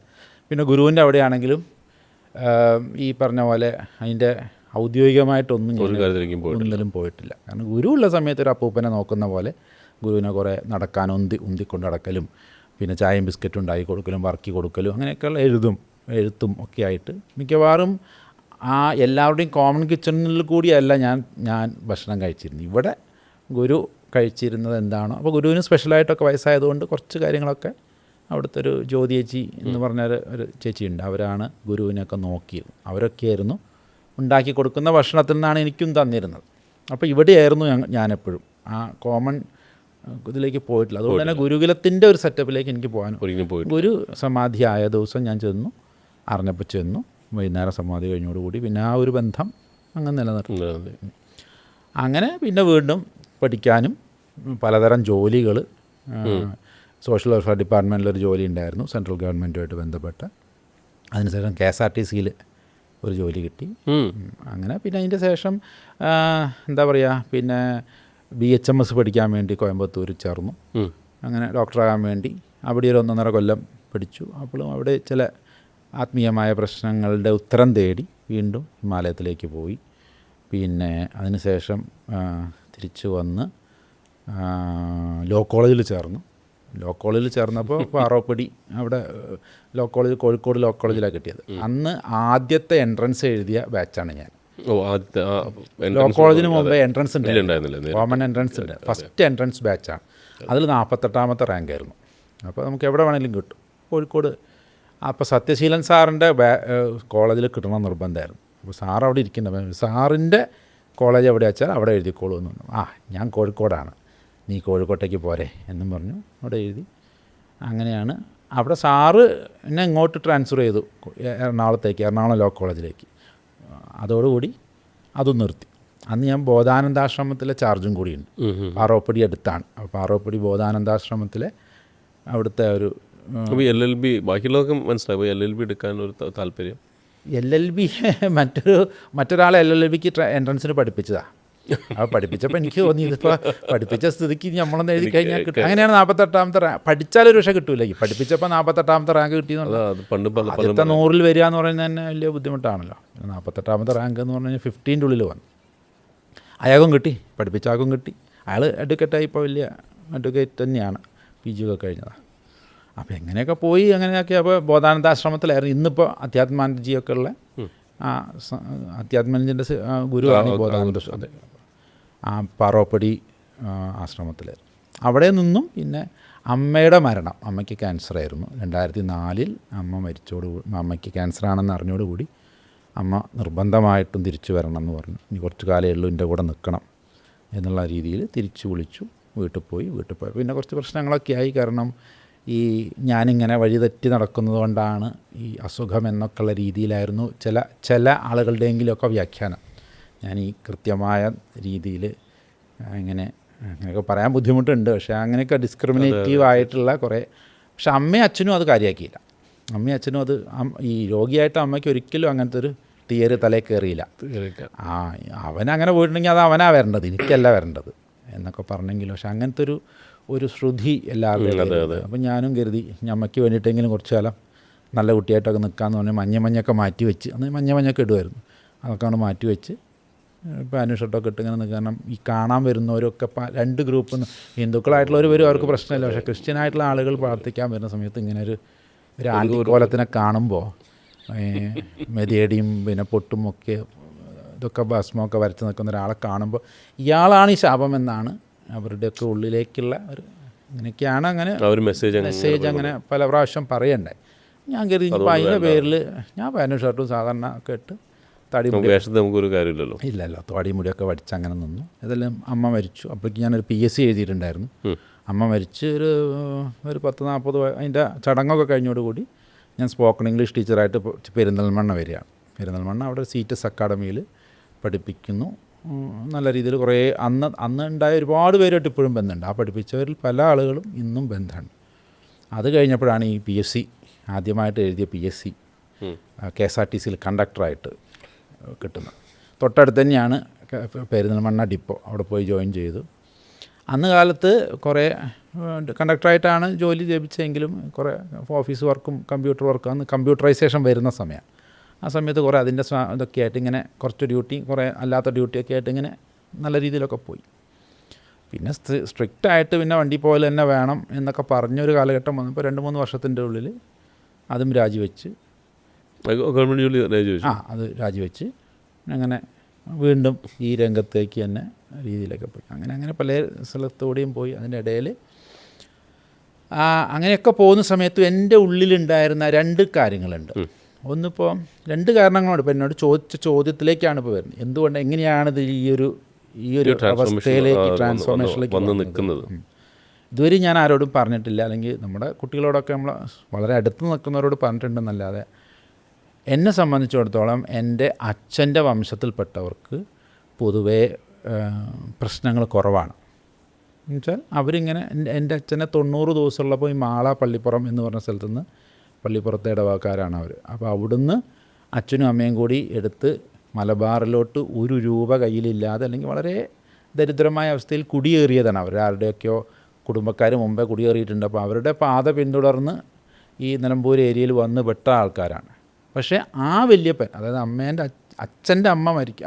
അച്ഛൻ്റെ അച്ഛൻ മരിക്കുന്ന സമയത്ത് നല്ലോണം സ്ഥലമൊക്കെ ഉണ്ട്. കാരണം ഒന്നുമില്ലാതെ വന്ന ആൾ സ്ഥലം ഒക്കെ ഉണ്ടാക്കി മരിച്ച് മക്കൾക്കൊക്കെ അത് വീതിച്ചു കൊടുക്കാവുന്ന സ്ഥലങ്ങളൊക്കെ അവർക്ക് ഉണ്ടായിരുന്നു. പറയുമ്പോൾ ഏറ്റവും മടിയനായൊരു ഒരു ഗ്രാൻഡ് ഫാദർ ആയിരുന്നു. അദ്ദേഹം അങ്ങനെ ഉണ്ടാക്കണമെന്ന് ഒരു അവധൂത രീതിയിലുള്ളൊരു മനുഷ്യനായിരുന്നു. പിന്നീട് ഇപ്പോഴൊക്കെ മനസ്സിലാവും. എന്നിട്ട് പോലും അദ്ദേഹത്തിന് 8 മക്കൾക്ക് കൊടുക്കാൻ സ്ഥലങ്ങളുണ്ടായിരുന്നു. അതുകൊണ്ട് മാത്രമല്ല ആ മക്കൾക്കും മരുമക്കൾക്കും കൊച്ചുമക്കൾക്കൊന്നും വലിയ ജീവിതത്തിൽ വലിയ സ്ട്രഗിളൊന്നുമില്ല. അവരിങ്ങനെ അടിക്കടിക്ക് ഇങ്ങനെ മുന്നേറിക്കൊണ്ടിരിക്കുക. ഇപ്പോഴും അതെ, അവരുടെ ജീവിതമൊക്കെ ഇങ്ങനെ ഫുൾ ഫ്ലെഡ്ജഡായിട്ട് മുന്നോട്ട് പോവുക. പക്ഷേ അമ്മേൻ്റെ കുടുംബം എന്ന് പറഞ്ഞ് ഞാൻ പറഞ്ഞല്ലോ, ഒരു കാലത്ത് ഇംപാല കാറ് സ്വന്തമായി ഉണ്ടാകുകയും അവിടുത്തെ ജില്ലാ കളക്ടറാകുകയും ഒക്കെ ചെയ്ത, അല്ലെങ്കിൽ മെഡിക്കൽ കോളേജിലെ ആദ്യത്തെ തദ്ദേശീയനായ DMO, ഡിസ്ട്രിക്ട് മെഡിക്കൽ ഓഫീസറായിട്ടുള്ള ഡോക്ടർ മോഹൻദാസ് ഉണ്ട്. അതൊക്കെ ഈ അമ്മാവൻ്റെ പിന്നെ കസിൻസാണ്, അല്ല എൻ്റെ ഗ്രാൻഡ് ഫാദറിൻ്റെ കസിൻസാണ്.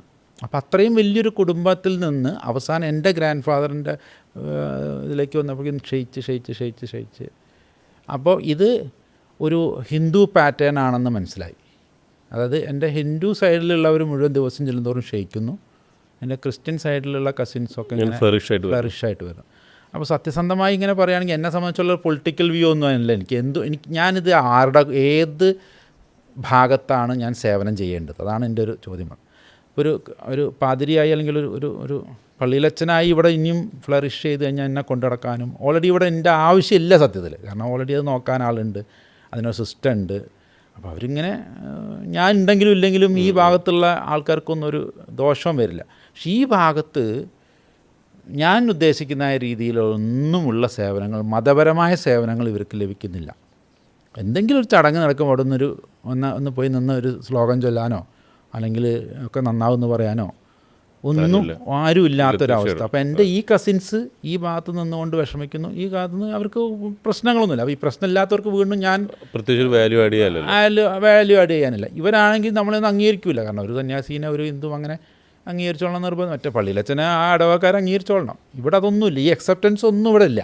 അല്ലെങ്കിൽ നമ്മളിതിന് വേണ്ടി നിൽക്കുന്നു എന്നുള്ളതോ അല്ലെങ്കിൽ എന്തെങ്കിലും ഒന്നുമില്ല. ചില സമയത്ത് വിളിക്കുക പോലും ചെയ്യില്ല, ചില വീട്ടിൽ കയറ്റ് പോലും ചെയ്യില്ല. ഇത് സന്യാസി ആയതുകൊണ്ട് ഇന്ന് ഇങ്ങോട്ട് വരാൻ പറ്റില്ല എന്നൊക്കെയുള്ള ശുദ്ധിയും ബോധവും കൂടി. എന്നിരുന്നാലും ഞാൻ എൻ്റെ പേഴ്സണലി ഞാൻ തീരുമാനിച്ചു, ഞാൻ ഈ ഭാഗത്താണ് പണിയെടുക്കേണ്ടത്. അങ്ങനെയാണ് വളരെ ബുദ്ധിമുട്ടിയിട്ടാണെങ്കിൽ ഇത്രയൊക്കെ റിജക്ഷൻ ഉണ്ടായിട്ടും ഇത്രയൊന്നും എന്താ പറയുക അക്സെപ്റ്റൻസ് ഇല്ലാഞ്ഞിട്ടും ഈ ഭാഗത്തേക്ക് തന്നെ നിൽക്കാനായിട്ട് തീരുമാനിച്ചു.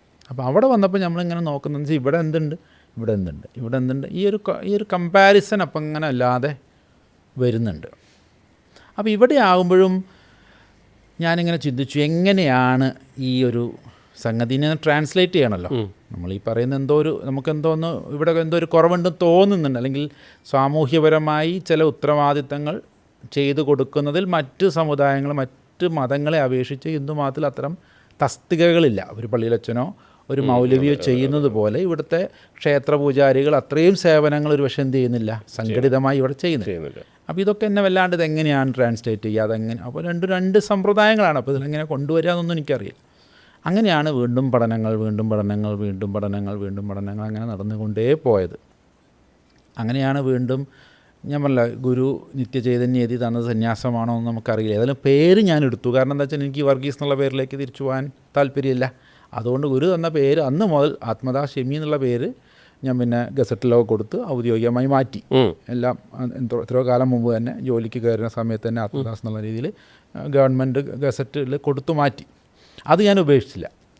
പക്ഷേ വീണ്ടും തോന്നി സന്യാസി പൂർണ്ണമായ സന്യാസം അങ്ങനെയൊക്കെ ഉണ്ടെങ്കിൽ അതൊക്കെ എടുക്കണ്ടേ എന്നുള്ള രീതിയിലാണ് പിന്നീട് പ്രജ്ഞാനാനന്ദ സ്വാമീൻ്റെ അടുത്ത് പോയിട്ട് വാഴൂർ തീർത്ഥപാദ ആശ്രമത്തിൽ നിന്ന് 2008 2009 വീണ്ടും ആത്മാനന്ദ തീർത്ഥ എന്ന പേരിൽ സന്യാസം എടുക്കുന്നത്. പിന്നെ വിധിപ്രകാരം ശങ്കര പാരമ്പര്യത്തിൻ്റെ രീതികളിലും, എന്നാൽ അത് ചട്ടമ്പി സ്വാമികളാൽ ഉണ്ടാക്കിയ പരമ്പരയായതുകൊണ്ട് അപ്പോൾ വളരെ കൃത്യമായിരുന്നു. എന്നോട് ചെവിയിൽ പറഞ്ഞ പേര് ആത്മാനന്ദ തീർത്ഥ എന്നാണ്. അതാണ് ഞാനെടുത്തത്. കാരണം അതെന്താ പറഞ്ഞത്, സാധാരണ തീർത്ഥപാദർ എന്ന് കൊടുക്കാറുണ്ട്, തീർത്ഥപാദരാണ് അവിടെ. കാരണം ആ സമ്പ്രദായം വേറെയാണ് അവർക്ക്. അതിൽ എന്നോട് പറഞ്ഞ പേര് ഞാനത് ആ സമയം മുതൽ ഞാൻ കോൺഷ്യസ് ആണ്. എന്തോന്ന് കേട്ടു എന്നുള്ളതല്ല, എന്താണ് അദ്ദേഹം എൻ്റെ ചെവിയിൽ പറയുന്ന പേര്, ആത്മാനന്ദ തീർത്ഥ. അങ്ങനെയാണ് ആത്മാനന്ദ തീർത്ഥ. അത് പിന്നെ എല്ലാവർക്കും അറിയില്ല. പക്ഷേ ഈ ആത്മദാസ്യമി എന്നുള്ളത് ഔദ്യോഗിക പേരായതുകൊണ്ടും പിന്നെ ഒരുപാട് അറിയപ്പെടുന്നതുകൊണ്ടും വീണ്ടും ഞാൻ അതിൽ തന്നെ തുടരുകയും പിന്നീട് തിരിച്ചറിഞ്ഞു ഗുരുവിൻ്റെ ആ ഒരു മാർഗം നിത്യചൈതന്യതയൊക്കെ എന്തോ ഒന്ന് തരാൻ ശ്രമിച്ചിട്ടുണ്ട്, അല്ലെങ്കിൽ എന്തോ ഒരു സ്പാർക്ക് അവിടെ സംഭവിച്ചിട്ടുണ്ട്. അതിലാണ് എൻ്റെ ഒരു നേച്ചർ ഉണ്ടായിരുന്നതെന്ന് പിന്നീട് തിരിച്ചറിഞ്ഞു. ആ ഒരു ഗുരുത്വം ഈ യാത്രയിൽ മുഴുവൻ കിട്ടുന്നത്. അത് ഞാൻ എവിടെയോ ഇപ്പോൾ നമ്മൾ ഈ പലരും ഗുരുക്കന്മാരായിട്ട് കാണുന്ന സമയത്ത് ചില ആൾക്കാർ ഒരു ഗുരുവിൽ നിന്ന് വേറെ ഗുരുവിലേക്ക് മാറുമ്പോൾ പല കളിയാക്കുന്ന ആൾക്കാരുണ്ട്. പക്ഷേ ഗുരു ഒരു തത്വമാണ്. ആ തത്വം നമുക്ക് പല സ്ഥലങ്ങളിൽ നിന്നും ചേക്കേറി കിട്ടുമ്പോഴാണ് ചിലപ്പോൾ ചില ആൾക്കാർക്ക് അങ്ങനെ ഉണ്ടാവണമെന്നുള്ളൂ. അത് അതൊരു തെറ്റായിട്ടൊന്നും ഒരിക്കലും കാണേണ്ടതില്ല. കാരണം ഇന്ന് അറിയപ്പെടുന്ന പല എഴുതുന്ന ബുക്ക് വായിക്കുന്നവർക്കൊക്കെ ഒരുപാട് ഗുരുക്കന്മാരുണ്ട്. പിന്നീടൊക്കെ ഗുരുത്തൻ അതൊക്കെ തത്വങ്ങളിലേക്കൊക്കെ വന്നെങ്കിലും അന്നൊക്കെ ഇപ്പോൾ നമ്മളങ്ങനെ പോയി കണ്ടു എന്നുള്ളത്. പിന്നെ ചില സ്ഖലനങ്ങൾ സംഭവിക്കുമ്പോഴും ഗർഭം ധാരണ സംഭവിക്കുമല്ലോ എന്ന് പറയുന്ന പോലെ ഒരു ക്യുക്ക് സ്ഖലനമായിരുന്നു ഗുരു അന്ന് സംഭവിച്ചു. ഏതായാലും എൻ്റെ അന്വേഷണം പിന്നെയും മുന്നോട്ട് പോകാൻ കാരണം എന്താണെന്ന് വെച്ച് കഴിഞ്ഞാൽ ഈ സമ്പ്രദായങ്ങളുണ്ടല്ലോ. ഇപ്പം എന്തൊക്കെ പറഞ്ഞാൽ ഇന്നും അന്നും ഞാൻ ഹാർഡ് കോറായിട്ടൊരു വേദാന്തിനാണ്. വേദാന്തമാണ് അംഗീകരിക്കുന്ന ഒരു സിദ്ധാന്തം. കാരണം അതിന് മേലെ മനുഷ്യ മനസ്സിന് ചെന്നെത്താനുള്ളൊരു തിയറി ഇന്നിപ്പോൾ ലോകത്തിൽ ഞാൻ വായിച്ചാലും കണ്ടതിലും ഒന്നുമില്ല. മനസ്സുകൊണ്ട് അവിടെയാണ് ഉടക്കി കിടക്കുന്നത്. മനസ്സ് അത് തന്നെയാണ് ഒരു വേദാന്ത തത്വം, അദ്വൈതം, വേദാന്തം. അതിലപ്പുറത്തേക്കൊന്നും കൊള്ളാനും പറ്റുന്നില്ല, അല്ലെങ്കിൽ അതിൻ്റെ അപ്പുറത്തേക്ക് എന്തെങ്കിലും ഒരു തിയറി ഉണ്ടെന്നുള്ളൊരു ബോധ്യവും അന്നും ഇന്നുമില്ല. പക്ഷേ എൻ്റെ ഒരു പ്രശ്നം ഉണ്ടായിരുന്നത് എൻ്റെ നേച്ചർ ഇതെങ്ങനെയാണ് മറ്റുള്ളവർക്ക് കൊടുക്കുക. അപ്പം ഞാൻ വേദാന്തിയാണെങ്കിൽ, ഞാൻ അദ്വൈതിയാണെങ്കിൽ ഞാനിത് ആളുകൾക്ക് ഷെയർ ചെയ്യണമല്ലോ, അല്ലെങ്കിൽ എൻ്റെ തിയറി പ്രാക്ടീസിലൂടെയാണല്ലോ. അപ്പം ഞാൻ കാണുന്ന ശങ്കര പാരമ്പര്യത്തിലോ അല്ലെങ്കിൽ ഉള്ള സ്വാമിമാരുടെ സമ്പ്രദായത്തിലോ ഈവൻ ഗുരുകുലോ എന്തോ ആയിക്കോട്ടെ, ഏത് തരം സമ്പ്രദായത്തിലോ ആണെങ്കിലും എങ്ങനെയൊക്കെ നോക്കിയാലും അണ്ടർലൈങ് സാധനം എന്ന് പറഞ്ഞാൽ ഡിസ്ക്രിമിനേഷനാണ്. അപ്പോൾ ഈ ഒരു വേർതിരിവ് എവിടെയോ ഗുരു ശിഷ്യനായിട്ടോ അല്ലെങ്കിൽ ഒപ്പമുള്ളവരായിട്ടോ എന്തൊക്കെയോ പലതിലും ഒരു ഡിസ്ക്രിമിനേഷൻ വരുന്നുണ്ട്. അതാണ് ഒരർത്ഥത്തിൽ ശങ്കരാചാര്യരെക്കുറിച്ച് പോലും പലരും നിഷ്പക്ഷമായി പറയുമ്പോൾ അദ്ദേഹം ഈ ഡിസ്ക്രിമിനേഷൻ, ജാതി വ്യവസ്ഥയുടെ ചില ഡിസ്ക്രിമിനേഷന് പോലും നിന്ന് കൊടുത്തിട്ടില്ലേ എന്നൊക്കെ സംശയിക്കാൻ കാരണം ശങ്കരഭാഷ്യത്തിലും ചില രീതിയിൽ അത് പ്രതിഫലിക്കുന്നുണ്ട്. അല്ലെങ്കിൽ ഒരു ഇതെന്നാൽ എന്താണ് സർവസമ്പ്രദായവിത്ത് അസമ്പ്രദായവിത്ത് സർവശാസ്ത്ര വിശാരദ ബി മൂർഖവത് ഉപേക്ഷണീയം, അങ്ങനെ തന്നെയാണ് തോന്നുന്നു.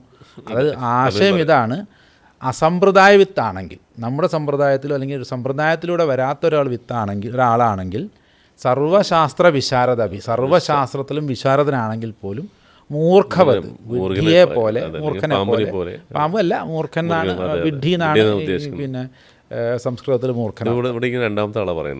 മൂർഖവത് ഉപേക്ഷണീയ, വിഡ്ഢിയെ പോലെ തള്ളിക്കളയണം. അപ്പോൾ തിരിച്ചു വായിച്ചാലും അതിനെന്താ അർത്ഥം? ഒരാൾ മൂർഖനാണെങ്കിൽ പോലും, ഒരാൾ വിഡ്ഢിയാണെങ്കിൽ പോലും, അയാൾ ശാസ്ത്രവിത്താണെങ്കിൽ സർവശാസ്ത്ര വിശാരദ ബി സ്വീകരണീയം എന്നും അർത്ഥമല്ലേ?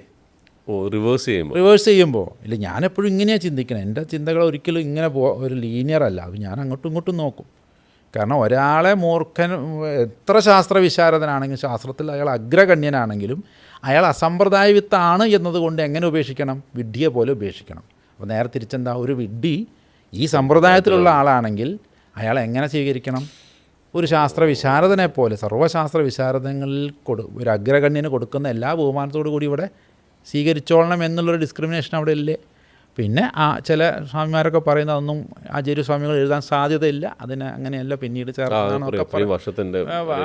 അങ്ങനെയൊക്കെ ആവട്ടെ എന്ന് നമ്മൾ ആഗ്രഹിക്കും. എന്നിരുന്നാലും എവിടേക്കോ ചില, അതുമാത്രമൊന്നുമല്ല, ഈ എവിടെയോ എന്തൊക്കെയോ ഒരു ഈ ശൈലികളിൽ, അതായത് അദ്വൈതത്തെ ഇങ്ങനെ പ്രചരിപ്പിക്കുന്ന സമയത്ത് വരുന്ന ചടങ്ങുകൾ അല്ലെങ്കിൽ പ്രൊസീജിയേഴ്സിൽ എവിടേക്കോ വീണ്ടും ഒരു സുഖമില്ല. എൻ്റെ നേച്ചറിനല്ല, അല്ല അത് ശരിയാണോ തെറ്റാണോ എന്ന് ഞാൻ ഇപ്പോഴും പറയുന്നില്ല, എനിക്കത് പറയാനും അധികാരവുമില്ല. എനിക്കത് കംഫർട്ടബിൾ അല്ല. അപ്പോൾ എന്നെ സംബന്ധിച്ചിടത്തോളം ആ കംഫർട്ടബിലിറ്റിയും കൂടിയും വേണ്ടേ? അദ്വൈതത്തിൽ എനിക്കൊന്നും പറയാനില്ല. പക്ഷേ ഇതെങ്ങനെയാണ് ഈ അദ്വൈതത്തിനെ ഇത് സാധാരണക്കാരിലേക്ക് ഇതിനൊന്ന് ഒരു ഫങ്ഷനാലിറ്റിയുടെ കുറവാണ് തോന്നിയിട്ടുള്ളത്. ഞാൻ എപ്പോഴും പറയുന്നൊരു വാക്കാണ് ഈ ഫങ്ഷനാലിറ്റി. ഈ ഫങ്ഷനാലിറ്റി എവിടെയോ ഇതിൽ കുറഞ്ഞു വരുന്നു എന്നുള്ളൊരു തോന്നൽ. അങ്ങനെയാണ് ഞാൻ അതിന് ശേഷം ഇങ്ങനെ കൊച്ചിയിലൊരു ഇൻസ്റ്റിറ്റ്യൂട്ടിൽ സൈക്കോളജി പഠിപ്പിക്കുന്നുണ്ടായിരുന്നു. കൗൺസിലിംഗ് സൈക്കോളജീൻ്റെ ഒരു ബാച്ചിൽ അതിൻ്റെ അധ്യാപകനായിരുന്നു. അപ്പോൾ ആ സമയത്ത് ഒരാളവിടെ, ഒരു ചെക്കൻ ജോയിൻ ചെയ്തു. അപ്പോൾ അവൻ വൈകുന്നേരം ആയപ്പോൾ പറഞ്ഞു, എനിക്ക് പോകാനൊരു സ്ഥലമൊന്നുമില്ല, നാളത്തെ ക്ലാസ്സിന് ഞാനിവിടെ അവൻ കണ്ണൂരിൽ നിന്നാണ് വരുന്നത്. അപ്പോൾ അവൻ പറഞ്ഞു, പോകാനൊന്നും സ്ഥലമില്ല, ഞാൻ എന്താ ചെയ്യേണ്ടത്? ഞാൻ പറഞ്ഞു, ഞാൻ എൻ്റെ റൂമിലേക്ക് വന്നോളൂ, അവിടെ കിടക്കാൻ പറ്റുന്ന കിടന്നോളൂ. അപ്പോൾ അവനെ ഞാൻ ശ്രദ്ധിച്ചപ്പോൾ അവൻ്റെ കയ്യിലൊരു മാലയൊക്കെ ഉണ്ട്. അപ്പോൾ ഈ മാലയ്ക്കൊരു വ്യത്യാസമുണ്ട്. സാധാരണ മുസ്ലിങ്ങൾ ഉപയോഗിക്കുന്ന മാലയിൽ നിന്നും ഒക്കെ വ്യത്യാസമുണ്ട്. ഞാനിങ്ങനെ, അവൻ മുസ്ലിം കുട്ടിയാണ്. അപ്പോൾ അവന് നിസ്കാരവും ഇതൊക്കെ ആയിട്ട് ഇങ്ങനെ നിൽക്കുന്നുണ്ട്. അപ്പോൾ രാത്രി മുഴുവൻ അവൻ ഇതില്ല. അപ്പോൾ ഞാൻ ഇവനോട് ചോദിച്ചു ഇതെന്താ പരിപാടി. അപ്പോൾ പറഞ്ഞത് സൂഫി മാർഗ്ഗമാണ്, ഞങ്ങളൊരു ഗുരുവഴിയിലുള്ളവരാണെന്ന് പറഞ്ഞു. അപ്പോൾ എനിക്കതത്ര ഇഷ്ടമായില്ല. ഞാനൊരു സൂഫിയാണെന്ന് പറഞ്ഞാൽ എനിക്ക് അവരുടെ ഒരു സമ്പ്രദായമാണെന്ന് വിചാരിക്കാം. പക്ഷേ ഇതൊരു ഗുരുവഴിയാണെന്ന് പറഞ്ഞപ്പോൾ ഗുരുവോ അങ്ങനെയാണ് എന്താ ഉദ്ദേശിച്ചത്. അപ്പോൾ ഞാനിപ്പോൾ ഈ ഗുരുവഴിയിലൂടെയൊക്കെ പോയി വന്ന ഒരാളാണല്ലോ. അപ്പോൾ എന്നെ സംബന്ധിച്ചിടത്തോളം അവർ ഗുരുവഴിയാണെന്നൊക്കെ പറയാൻ മാത്രം ആയോ എന്നൊക്കെ ഉള്ളൊരു തോന്നലിലാണ് നമ്മൾ. ആ പുള്ളി പറഞ്ഞു അങ്ങനെ ഈജിപ്തിലുള്ള ഒരു ഗുരുവാണ്, ഇവിടെ അതിൻ്റെ ഒരു നേതാവുണ്ട്, ഒരു നായിബായിട്ടുള്ള ഒരാളുണ്ട്, ഉസ്താദുണ്ട്. അപ്പോൾ എനിക്ക് എന്തായാലും ഉസ്താദിനെ കാണണം. അപ്പോൾ പിറ്റേ ദിവസത്തെ ഞായറാഴ്ചത്തെ ക്ലാസ് കഴിഞ്ഞ് ഞാൻ ഇവൻ്റെ കൂടെ ഉസ്താദിൻ്റെ അടുത്തേക്ക് പോയി. ഉസ്താദാണെങ്കിൽ ഒരു ബാക്ക് പെയിനായിട്ട് എന്തോ ഒരു ആയുർവേദ ഹോസ്പിറ്റലിൽ ഇങ്ങനെ അവരുടെ തന്നെ ശിഷ്യൻ്റെ ഒരു ഹോസ്പിറ്റലിൽ അതിൻ്റെ ചികിത്സയിലാണ്. അതുകൊണ്ട് വർത്താനൊക്കെ പറയാം. അങ്ങനെ വൈകുന്നേരം ചെന്നു, ഒരു 4 മണിയോട് കൂടി ചെന്ന് അപ്പോൾ ചായ കൊണ്ടുവരാൻ പറഞ്ഞു. അപ്പോൾ ഞാനുണ്ട്, എന്നെ കൊണ്ടുപോയ ഒരാൾ, ഈ എൻ്റെ ശിഷ്യനായിട്ടുള്ള ആളുണ്ട്, ഉസ്താദുണ്ട്, ആ മുതലാളിയുണ്ട്, ആ ഹോസ്പിറ്റലിൻ്റെ മുതലാളിയുണ്ട്. അപ്പോൾ 4 ചായ മേടിച്ചു. ഞങ്ങളിങ്ങനെ കുടിച്ചുകൊണ്ടിരിക്കുന്ന സമയത്ത് ഒരാൾ കോളിംഗ് ബെല്ല് തട്ടിയപ്പോൾ കണ്ടാലൊരു സാധാരണ പയ്യൻ, അവിടുത്തെ അല്ലെങ്കിൽ കാലിത്തൊഴുത്തിൽ പണിയെടുക്കുന്ന ഒരാളോ അല്ലെങ്കിൽ അവിടെ പറമ്പ് നോക്കുന്ന നോർമൽ കണ്ടു കഴിഞ്ഞാൽ നമുക്ക് അറിയാമല്ലോ ചില ആളുകളുടെ വസ്ത്രമൊക്കെ കണ്ടു കഴിഞ്ഞാൽ. അപ്പോൾ അദ്ദേഹം വന്നു. അപ്പോൾ ഉസ്താദ് പറഞ്ഞാൽ വായോ എന്ന് പറഞ്ഞു. അപ്പോൾ ഇയാളെ കെട്ടിപ്പിടിച്ചു. കാരണം അങ്ങനെയാണ് സൂഫിസത്തിൽ അവർ ആലിംഗനം ചെയ്യുക. അപ്പോൾ ഉസ്താദിനെ കെട്ടിപ്പിടിച്ചു. അവിടെ ഇരുന്നു. എല്ലാവരും ഇങ്ങനെ താഴെ ഇരിക്കുകയാണ്. ഞാൻ ഉസ്താദും മാത്രമേ സോഫയിലിരിക്കുന്നുള്ളൂ. അപ്പോൾ എല്ലാവരും ചായ കുടിച്ചുകൊണ്ടിരിക്കുക. അപ്പോൾ ഉസ്താദാണെങ്കിൽ ഒരു 2, 3, 4, 5 സിപ്പ് കുടിച്ചിട്ടുണ്ട്. പറഞ്ഞു ഇനി ചായ കിട്ടണമെങ്കിൽ ക്യാൻറ്റീനിലൊക്കെ പോലെ ബുദ്ധിമുട്ടാണ്. അപ്പോൾ പറഞ്ഞു നീ കുടിച്ചോ എന്ന് പറഞ്ഞാൽ അങ്ങ് കൊടുത്തു. അദ്ദേഹം കുടിച്ചുകൊണ്ടിരിക്കുന്ന ഗ്ലാസ് ഈ ശിഷ്യന് കൊടുത്തു. ഇതുവരെ എനിക്ക് ഓക്കെയാണ്. ഇതുവരെ എനിക്ക് എല്ലാം കൊണ്ടും ഓക്കെയാണ്. കാരണം ഗുരുവിൻ്റെ ഉച്ചിഷ്ടം ശിഷ്യന് കുടിക്കാം, അത് പുണ്യമാണ്, പ്രാരാബ്ധത്തിന് ക്ഷയം വരും, നല്ലതാണ്. ഗുരുവിൻ്റെ പാദസേവനം, ഗുരുവിൻ്റെ വാക്യം മന്ത്രമായും ഗുരുവിൻ്റെ മൂർത്തിയെ പൂജിക്കുന്നൊക്കെ കുറേ ശ്ലോകങ്ങൾ നമുക്കുണ്ടല്ലോ. ഗുരുവാണ് സർവ്വവും. അപ്പോൾ ഗുരുവിൽ നിന്ന് ശിഷ്യൻ അദ്ദേഹം കുടിച്ചതിൻ്റെ ബാക്കി കുടിച്ചു. ഞാനും കുടിച്ചിട്ടുണ്ട്. പല ഗുരുക്കന്മാരും കാണാതെ അവർ ബാക്കി വെച്ച ഭക്ഷണങ്ങളൊക്കെ ആർത്തിപൂർവ്വം ഞാനും കഴിച്ചിട്ടുണ്ട്. കാരണം എന്താ, എന്തെങ്കിലുമൊക്കെ അവരുടെ ഒരു നന്മ നമുക്കുണ്ട്. അവരറിഞ്ഞിട്ടല്ല കേട്ടോ, അവർ അറിഞ്ഞാൽ ചെയ്യാൻ സമ്മതിക്കില്ല. പക്ഷെ ഞാൻ ചെയ്തിട്ടുണ്ട്, എനിക്ക് മനസ്സിലാവും. കാരണം ഗുരുവിൻ്റെ ബാക്കി കഴിക്കണേനെന്താ. അപ്പോൾ പിന്നെ അച്ഛൻ്റെ ബാക്കി അമ്മ കഴിക്കുന്നത് ഞാൻ കണ്ടിട്ടുണ്ട്. അപ്പോൾ അമ്മയ്ക്ക് അച്ഛൻ്റെ ബാക്കി കഴിക്കാമെന്നുണ്ടെന്നുണ്ടെങ്കിൽ ശിഷ്യന് ഗുരുവിൻ്റെ കഴിക്കുന്നതിന് അതിലൊന്നും യാതൊരു ബുദ്ധിമുട്ടുമില്ല. അപ്പോൾ ഇതുവരെ എനിക്ക് ഓക്കെയാണ്. ഈ വീണ്ടും ഇങ്ങനെ ചർച്ച മുന്നോട്ട് പോയ സമയത്ത് ഗുരു പറഞ്ഞു, ഈ പറഞ്ഞ സൂഫി പറയുകയാണ്, എനിക്ക് ഈ ചായ മതിയായിട്ടില്ല, അതിങ്ങോട്ട് കൊണ്ട എന്ന് പറഞ്ഞ് തിരിച്ച് അവൻ്റെ കയ്യിൽ നിന്ന് ഗ്ലാസ് മേടിച്ച് മൂപ്പരത് കുടിച്ചു. ഞാൻ ഇതുവരെയും കണ്ടതിൽ എനിക്കിത് വലിയ ഷോക്കായിരുന്നു. കാരണം എന്തിനാണ് ശിഷ്യൻ്റെത് ഗുരു വാങ്ങി കുടിക്കുന്നത്? അങ്ങോട്ടേ നമുക്കറിയുള്ളൂ. ഇങ്ങോട്ടെന്ത് അതുവരെ ചിന്തിച്ചിട്ടില്ല. ഇങ്ങോട്ടെന്താ, ഇങ്ങോട്ട് കുടിച്ചത് ദോഷമാണോ നന്മയാണോ തിന്മയാണോ ഒന്നും അറിയാത്തൊരു പെട്ടെന്നൊരു കൺഫ്യൂസ്ഡ് ആയിപ്പോയി. ഞാൻ പെട്ടെന്ന് അദ്ദേഹത്തിനോട് പറഞ്ഞു, അയ്യോ ഇതെന്താ ചെയ്യണേ? പറയുമ്പോൾ അത്ര വലിയൊരു ശിഷ്യനൊന്നും അല്ല, കണ്ടാൽ തന്നെ നമുക്കറിയാം അവിടെ എന്തോ അടിച്ചു വരുന്ന ഒരാൾ അത്രയേ ഉള്ളൂ. ഈ സാധാരണ ഒരു ശിഷ്യനിൽ നിന്ന് ഗുരു എന്താ തിരിച്ചതെടുത്ത് കാണിക്കുന്നത്, അതിലെന്താ അർത്ഥം?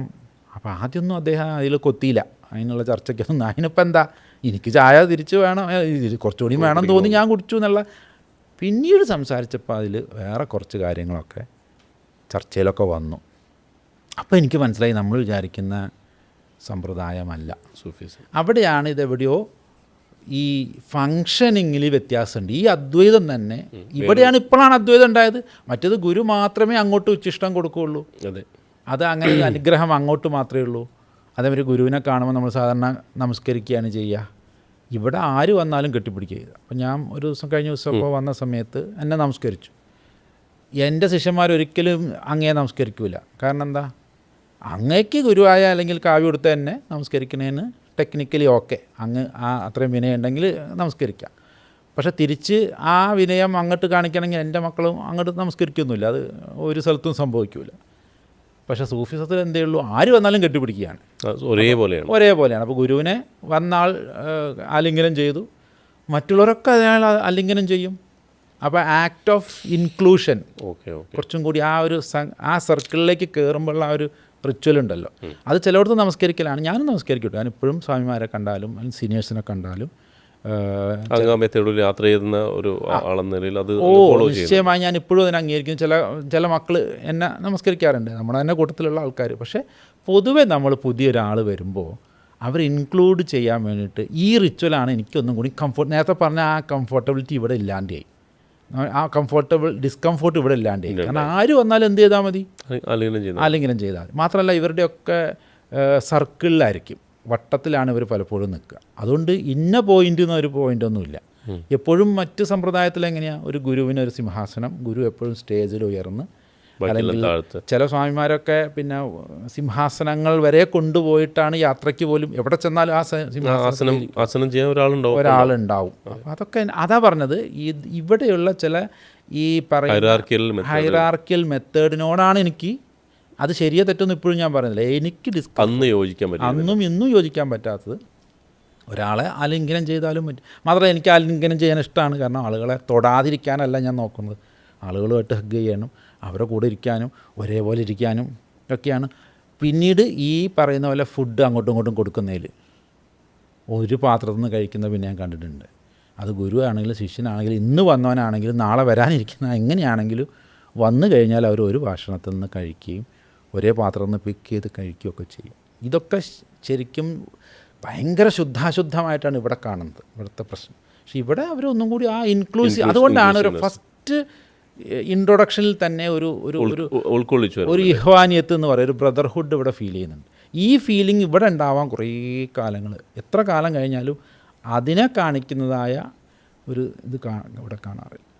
അങ്ങനെ ഒരുപാട് കാര്യങ്ങളിൽ ഈ പറയുന്ന പോലെ സൂഫിസം ഒരു എന്താ പറയുക, ചിരിക്കാനും എക്സ്പ്രസ് ചെയ്യാനും പാട്ട് പാടാനും ആടാനും ഒക്കെയുള്ള ഒരുപാട് സ്പേസുകൾ. അപ്പോൾ അത് എൻ്റെ നേച്ചറിന്, എൻ്റെ എന്തോ ഉള്ളിലെ നേച്ചർ, അത് എന്ത് നേച്ചറാണെന്നുള്ളതല്ല, ആ നേച്ചറിനൊക്കെ ഈ പറയുന്ന സൂഫി സമ്പ്രദായം വളരെ യോജിച്ചു പോകുന്നുവെന്ന് കണ്ടപ്പോൾ ഞാൻ മനസ്സിലാക്കി, ഞാൻ ഉള്ളിൽ ഒരു അദ്വൈതിയായി, ഒരു ഹാർഡ് കോർ വേദാന്തിയായി അദ്വൈതിയായി നിൽക്കുന്നത്, ഇത് വിളമ്പിക്കൊടുക്കേണ്ടുന്ന പാത്രം ഇതാണ്, സമ്പ്രദായം ഇതാണ്. അങ്ങനെയാണ് സൂഫിസത്തിലേക്ക്. എന്നാൽ ഇതൊന്നും ഇല്ലാത്ത സൂഫികളും ഉണ്ട്, ഇല്ല ഈ പറഞ്ഞ റിജിഡിറ്റിയൊക്കെ ഉള്ള പലവരും ഉണ്ട്, ഉൾക്കൊള്ളായകയൊക്കെ. അപ്പോൾ അതൊന്നും എന്തല്ല, പക്ഷെ അങ്ങനത്തെ അതും ഇവിടെ ഉണ്ടല്ലോ, ഇതിന് തുല്യമായ ഒരു സമ്പ്രദായം അവിടെ ഉണ്ടെന്ന് മാത്രം. പക്ഷേ മിക്ക സൂഫി തെരീക്കത്തുകളിലും ഈ ഉൾക്കൊള്ളലിൻ്റെ അളവ്, ആ ഒരു ഫങ്ഷനാലിറ്റി കുറച്ചുകൂടി ആസ്വാദ്യകരമാണ്. ഒന്നുമില്ലാത്തൊരു കുട്ടി ആദ്യമായിട്ട് ഞാൻ എൻ്റെ ആശ്രമത്തിൽ, അദ്ദേഹം ഒരു കമ്മ്യൂണിസ്റ്റ് ചിന്താഗതിയൊക്കെ ഉള്ളൊരു കുട്ടിയാണ്. അപ്പോൾ എന്തോ കാര്യത്തിന് വേണ്ടി ഒഫീഷ്യലായി വന്നപ്പോൾ അവിടെ നിൽക്കുന്ന ഒരാൾ പറഞ്ഞു സ്വാമീനെ ആദ്യം നമസ്കരിക്കണം എന്ന് പറഞ്ഞു. അത് അവന് കുറച്ച് ബുദ്ധിമുട്ടായി. എന്നാലും അവൻ നല്ല കുട്ടി, എന്താ അറിയില്ല, അവൻ ഇത് ഞാൻ അറിയുന്നില്ല, അവൻ ഓടി വന്ന് നമസ്കരിച്ചു. ഞാൻ ചോദിച്ചു എന്താ പേര്, ജെയിംസ് എന്നാണ്. അപ്പോൾ ഞാൻ പറഞ്ഞു നീ എന്തിനാണ് നമസ്കരിച്ചത്? അല്ല ഇവിടുന്ന് അങ്ങനെ നമസ്കരിക്കണമെന്ന് പറഞ്ഞുകൊണ്ട് നമസ്കരിച്ചതാണ്. അപ്പോൾ ഞാൻ അന്ന് പറഞ്ഞു മോനെ അത് അങ്ങനെയല്ല. എന്നിട്ട് പിന്നെ അവനെ ഞാൻ തിരുത്തി, നീ ചെയ്ത് ശരിയായില്ല. അവന് മനസ്സുണ്ടായി നമസ്കരിക്കുക എന്നുള്ളത്. അപ്പോഴാണ് എനിക്ക് മനസ്സിലായത്, നേരെ മറിച്ച് ഞാൻ ചെന്ന് അദ്ദേഹത്തെ ഒന്ന് കെട്ടിപ്പിടിച്ചിരുന്നെങ്കിലോ, അദ്ദേഹത്തിന് അത് ഹഗ് ചെയ്തിരുന്നെങ്കിൽ അദ്ദേഹത്തിന് അതൊരു സ്വീകാര്യമായാണ്. അതിനുശേഷം ഞങ്ങളുടെ ആശ്രമത്തിലുള്ളവരൊക്കെ വരൂ എന്ന് പറഞ്ഞാൽ എല്ലാവരും ഒന്ന് ഹഗ് ചെയ്തിരുന്നെങ്കിൽ അവനെ ഞങ്ങളിതിൻ്റെ ഉള്ളിലേക്ക് ഇൻക്ലൂഡ് ചെയ്ത ഫീലിങ്ങേ കിട്ടുള്ളൂ. ഇവിടെയൊക്കെ സൈക്കോളജി ഇംപ്ലൈ ചെയ്യാൻ തുടങ്ങി ഞാൻ, എല്ലാത്തിൻ്റെയും പിന്നിലെ സൈക്കോളജി അന്വേഷിക്കാൻ തുടങ്ങി. അത് ശരിയോ തെറ്റോ എന്ന് പറയുന്നതിനേക്കാളും നല്ലത് which is useful and not useful എന്നുള്ള ചിന്തയിലേക്ക് വന്നു. ഗുഡ് ഓർ ബാഡ് ഇപ്പോഴും അറിയില്ല, ഒരു പക്ഷേ ഇതാണ് ഇപ്പോഴും ഗുഡ്, പക്ഷെ ആ ഗുഡ് കൊണ്ട് എനിക്ക് യൂസ്ഫുൾ ഇല്ല. നമസ്കരിക്കുന്നതും ഉച്ചിഷ്ടം കഴിക്കാതിരിക്കുന്നതും മാറി നിൽക്കുന്നതും ഒക്കെ ആയിരിക്കും ചിലപ്പോൾ ഗുഡ്, ചിലപ്പോൾ ഹെൽത്ത് വൈസോ എങ്ങനെയോ എനിക്കറിയില്ല. പക്ഷേ എന്നെ സംബന്ധിച്ചിടത്തോളം ഇറ്റ് ഈസ് നോട്ട് യൂസ്ഫുൾ എന്നൊരു ചിന്തയിൽ വരുമ്പോൾ ഞാൻ യൂസ്ഫുൾ ആയതിൻ്റെ കൂടെ നിൽക്കുക, ഗുഡോ അല്ലെങ്കിൽ ട്രൂത്തിൻ്റെ കൂടെയല്ല. ഇപ്പോൾ ട്രൂത്ത് അല്ലെങ്കിൽ പോലും ഇത് യൂസ്ഫുൾ ആണെങ്കിൽ ഞാൻ എടുക്കും. ഈ ഒരു ഇതൊരു NLPയുടെ ഒരു പറയുന്നത്. NLPയിലൊക്കെ വരുന്നത് നമ്മളെപ്പോഴും ട്രൂത്തിൻ്റെ കൂടെ നിൽക്കുന്നതിനേക്കാൾ കൂടുതൽ യൂസ്ഫുൾ ഓർ നോട്ട് യൂസ്ഫുൾ എന്ന് ചിന്തിക്കണം എന്നാണ് NLPയുടെ ഫസ്റ്റ് റോള് തന്നെ. ഈ പറയുന്നത് യൂസ്ഫുൾ ആണോ നോൺ യൂസ്ഫുൾ ആണോ, ഒരു യൂട്ടിലിറ്റി ഉണ്ടെങ്കിൽ അത് സ്വീകരിക്കുക. മറ്റേത് ട്രൂത്താണെങ്കിൽ ആ ട്രൂത്തിനെ കൊണ്ട് നമുക്ക് ഗുണമില്ലെങ്കിൽ എന്താ കാര്യം. ഇങ്ങനെയാണ് സൂഫിസത്തിലേക്ക് എത്തുന്നത്. പിന്നെ സൂഫിസത്തിൻ്റെ ഒരു പ്രത്യേകത എന്ന് പറഞ്ഞാൽ, പ്രത്യേകിച്ച് റിഫായി തെരീക്കത്ത് എന്നൊക്കെ പറഞ്ഞ തെരീക്കത്തുണ്ട്, അതിലൊക്കെ ഗുരു എപ്പോഴും എന്തായിരിക്കും, ഒരു കിച്ചൺ വർക്കറോ അല്ലെങ്കിൽ തൊഴുത്തിൽ വർക്ക് ചെയ്യുന്ന ആളോ അങ്ങനെയൊക്കെ വളരെ ലോ ആയിട്ടുള്ള ആളാണ് അടുത്ത ഗുരുവായിട്ട് അവിടെ വരിക. അല്ലെങ്കിൽ അവിടുത്തെ ഏറ്റവും ഹൈ ആയിട്ട് പഠിച്ച ആളോ, വൃത്തിയും സ്വരൂപമായിട്ട് നടക്കുന്ന ആൾ, വൃത്തിയായിട്ടും ബെറ്റർ പ്രസൻറ്റേഷനുള്ള ആളുകളെ ഒന്നുമല്ല പലപ്പോഴും അടുത്ത ഗുരുവായിട്ട് തിരഞ്ഞെടുക്കുന്നതും തിരഞ്ഞെടുപ്പ് വരുന്നതും. പലപ്പോഴും അദ്ദേഹത്തിനാണ് ആ അനുഗ്രഹം റിഫ്ലക്റ്റ് ചെയ്യുക.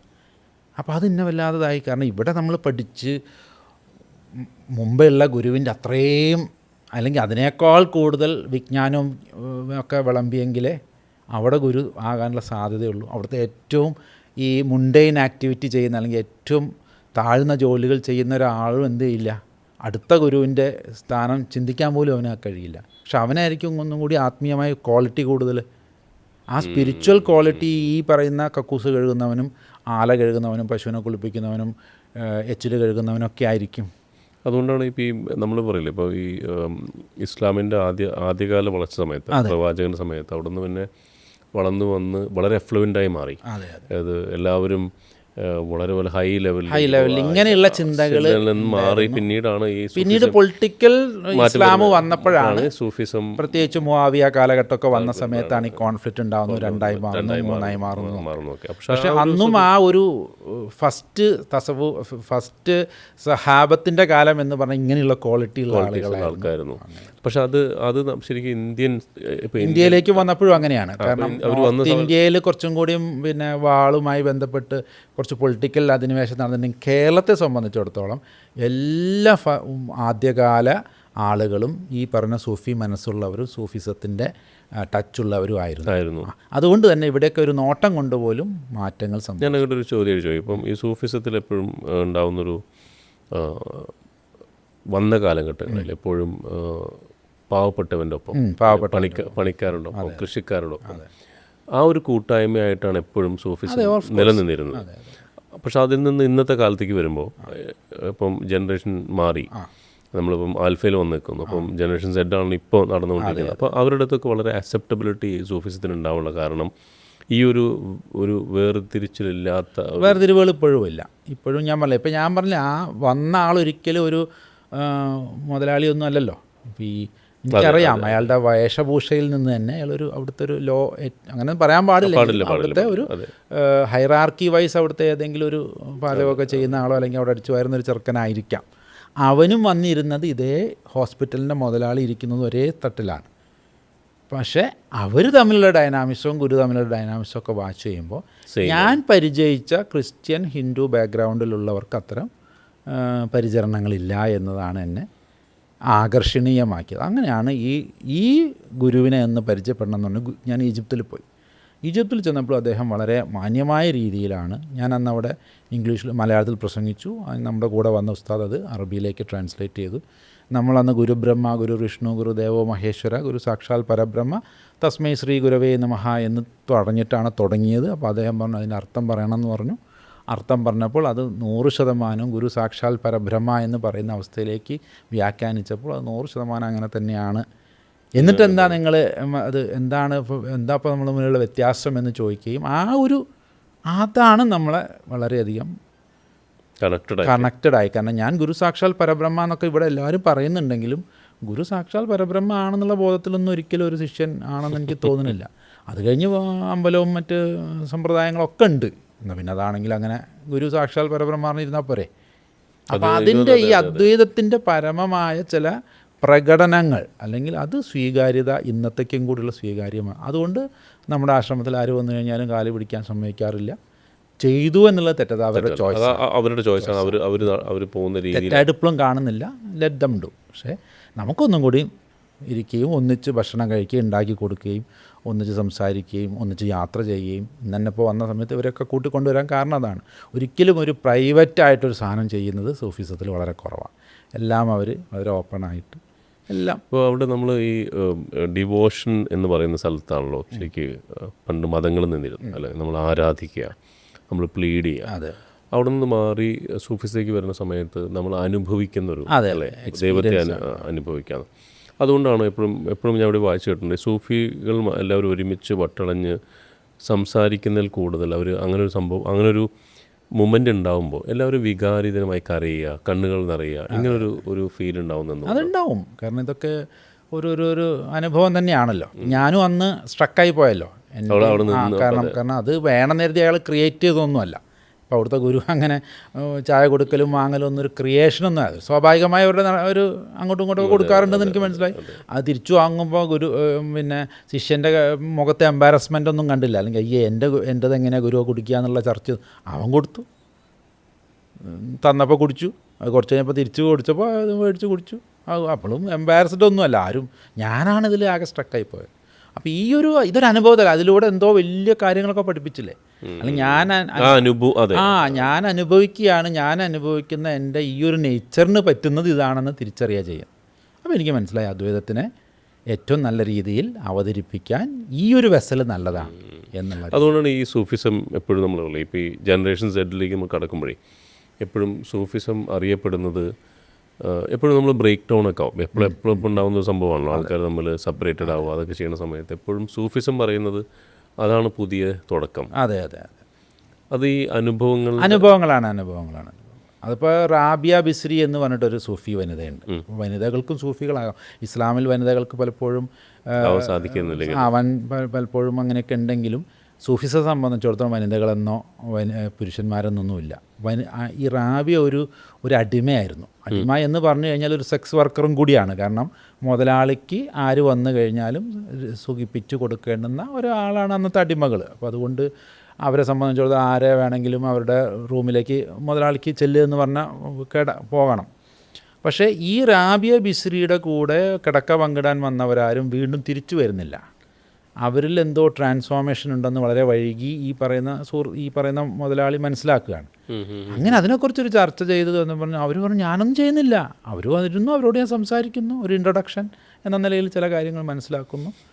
അപ്പോൾ അവരോട് ചോദിച്ചപ്പോൾ അവർ പറയുന്നത് എന്താ വെച്ചാൽ റാബിയോട് സംസാരിച്ചപ്പോഴാണ് സ്നേഹം എന്താണെന്ന് ശരിക്കും മനസ്സിലായത്. ലോകത്തിലെല്ലാവരും അന്വേഷിക്കുന്നത് സ്നേഹമാണ്, അല്ലാതെ ആ സ്നേഹം സെക്സിൽ കിട്ടുമെന്നതുകൊണ്ടാണ് സെക്സിലേക്ക് അല്ലെങ്കിൽ ഭാര്യാഭർത്തൃ ബന്ധത്തിലേക്കൊക്കെ പലരും പോകുന്നത്. ഓൾ ഇൻ വൺ ആയിട്ട് ഇവിടുന്ന് കിട്ടുമെന്ന തോന്നൽ, ഇൻറ്റിമസിയും ലവും ഒക്കെയാണ് പലരും സീക്ക് ചെയ്യുന്നത്. അപ്പോൾ യഥാർത്ഥ ഇൻറ്റിമസി ലവ് എന്ന് പറയുന്നതൊന്നും അല്ല എന്ന് റാബിയയുടെ ഒരു കുറച്ച് സംസാരത്തിൽ നിന്ന് ഒരു സംസർഗാതിൽ നിന്ന് കിട്ടിയതോടുകൂടി അവർ എൻലൈറ്റുണ്ടായി. അവരപ്പുറത്തേക്ക് പോയി പിന്നെ ആ വഴിക്ക് വന്നില്ല. അപ്പോഴാണ് ഇത് റാബിയ ഇങ്ങനെയാണെന്ന് പോലും ആ മുതലാളി തിരിച്ചറിയുന്നു. അപ്പോൾ റാബിയ റളിയല്ലാഹു അൻഹ എന്ന് പറയുന്ന ഈ ഒരു സൂഫി അത്രയ്ക്കും മിസ്റ്റിക്കായിരുന്നു. പറയുമ്പോൾ അവരവരുടെ തൊഴിൽ മാറിയില്ല. ഒരു ഗുരുവിനെ പോലെ എവിടെയെങ്കിലും ഒരു ഇങ്ങനെ ഇരുന്നില്ല, ഒന്നും ഇരുന്നില്ല. അല്ലെങ്കിൽ പുതിയൊരു സമ്പ്രദായം, ആശ്രമം, ശിഷ്യന്മാർ, അവരെ എടുത്ത് വരുന്ന കസ്റ്റമറോരും അവർ നൈസർഗികമായി സംസാരിച്ചു. ഒരു ഫങ്ഷനാലിറ്റി അവരുടെ സംസാരത്തിലുണ്ടായിരുന്നു. ഞാൻ ഈ പറഞ്ഞ പോലെ ഫങ്ഷനാലിറ്റി എന്ന വാക്കിലേക്കാണ് വീണ്ടും വരുന്നത്. ആ ഫങ്ഷനാലിറ്റി ഉണ്ടായിരുന്നു. അപ്പോൾ എന്താ വന്നത് എന്ന് ചോദിക്കുമ്പോൾ ഇങ്ങനെയാണ് ഇതിനാ വന്നതെന്ന് അറിയാം. അപ്പോൾ എന്താണിതെന്നൊക്കെ 4 ചോദ്യം ചോദിച്ചിട്ടുണ്ട്. എന്താ പറഞ്ഞതെന്ന് നമുക്കറിയില്ല.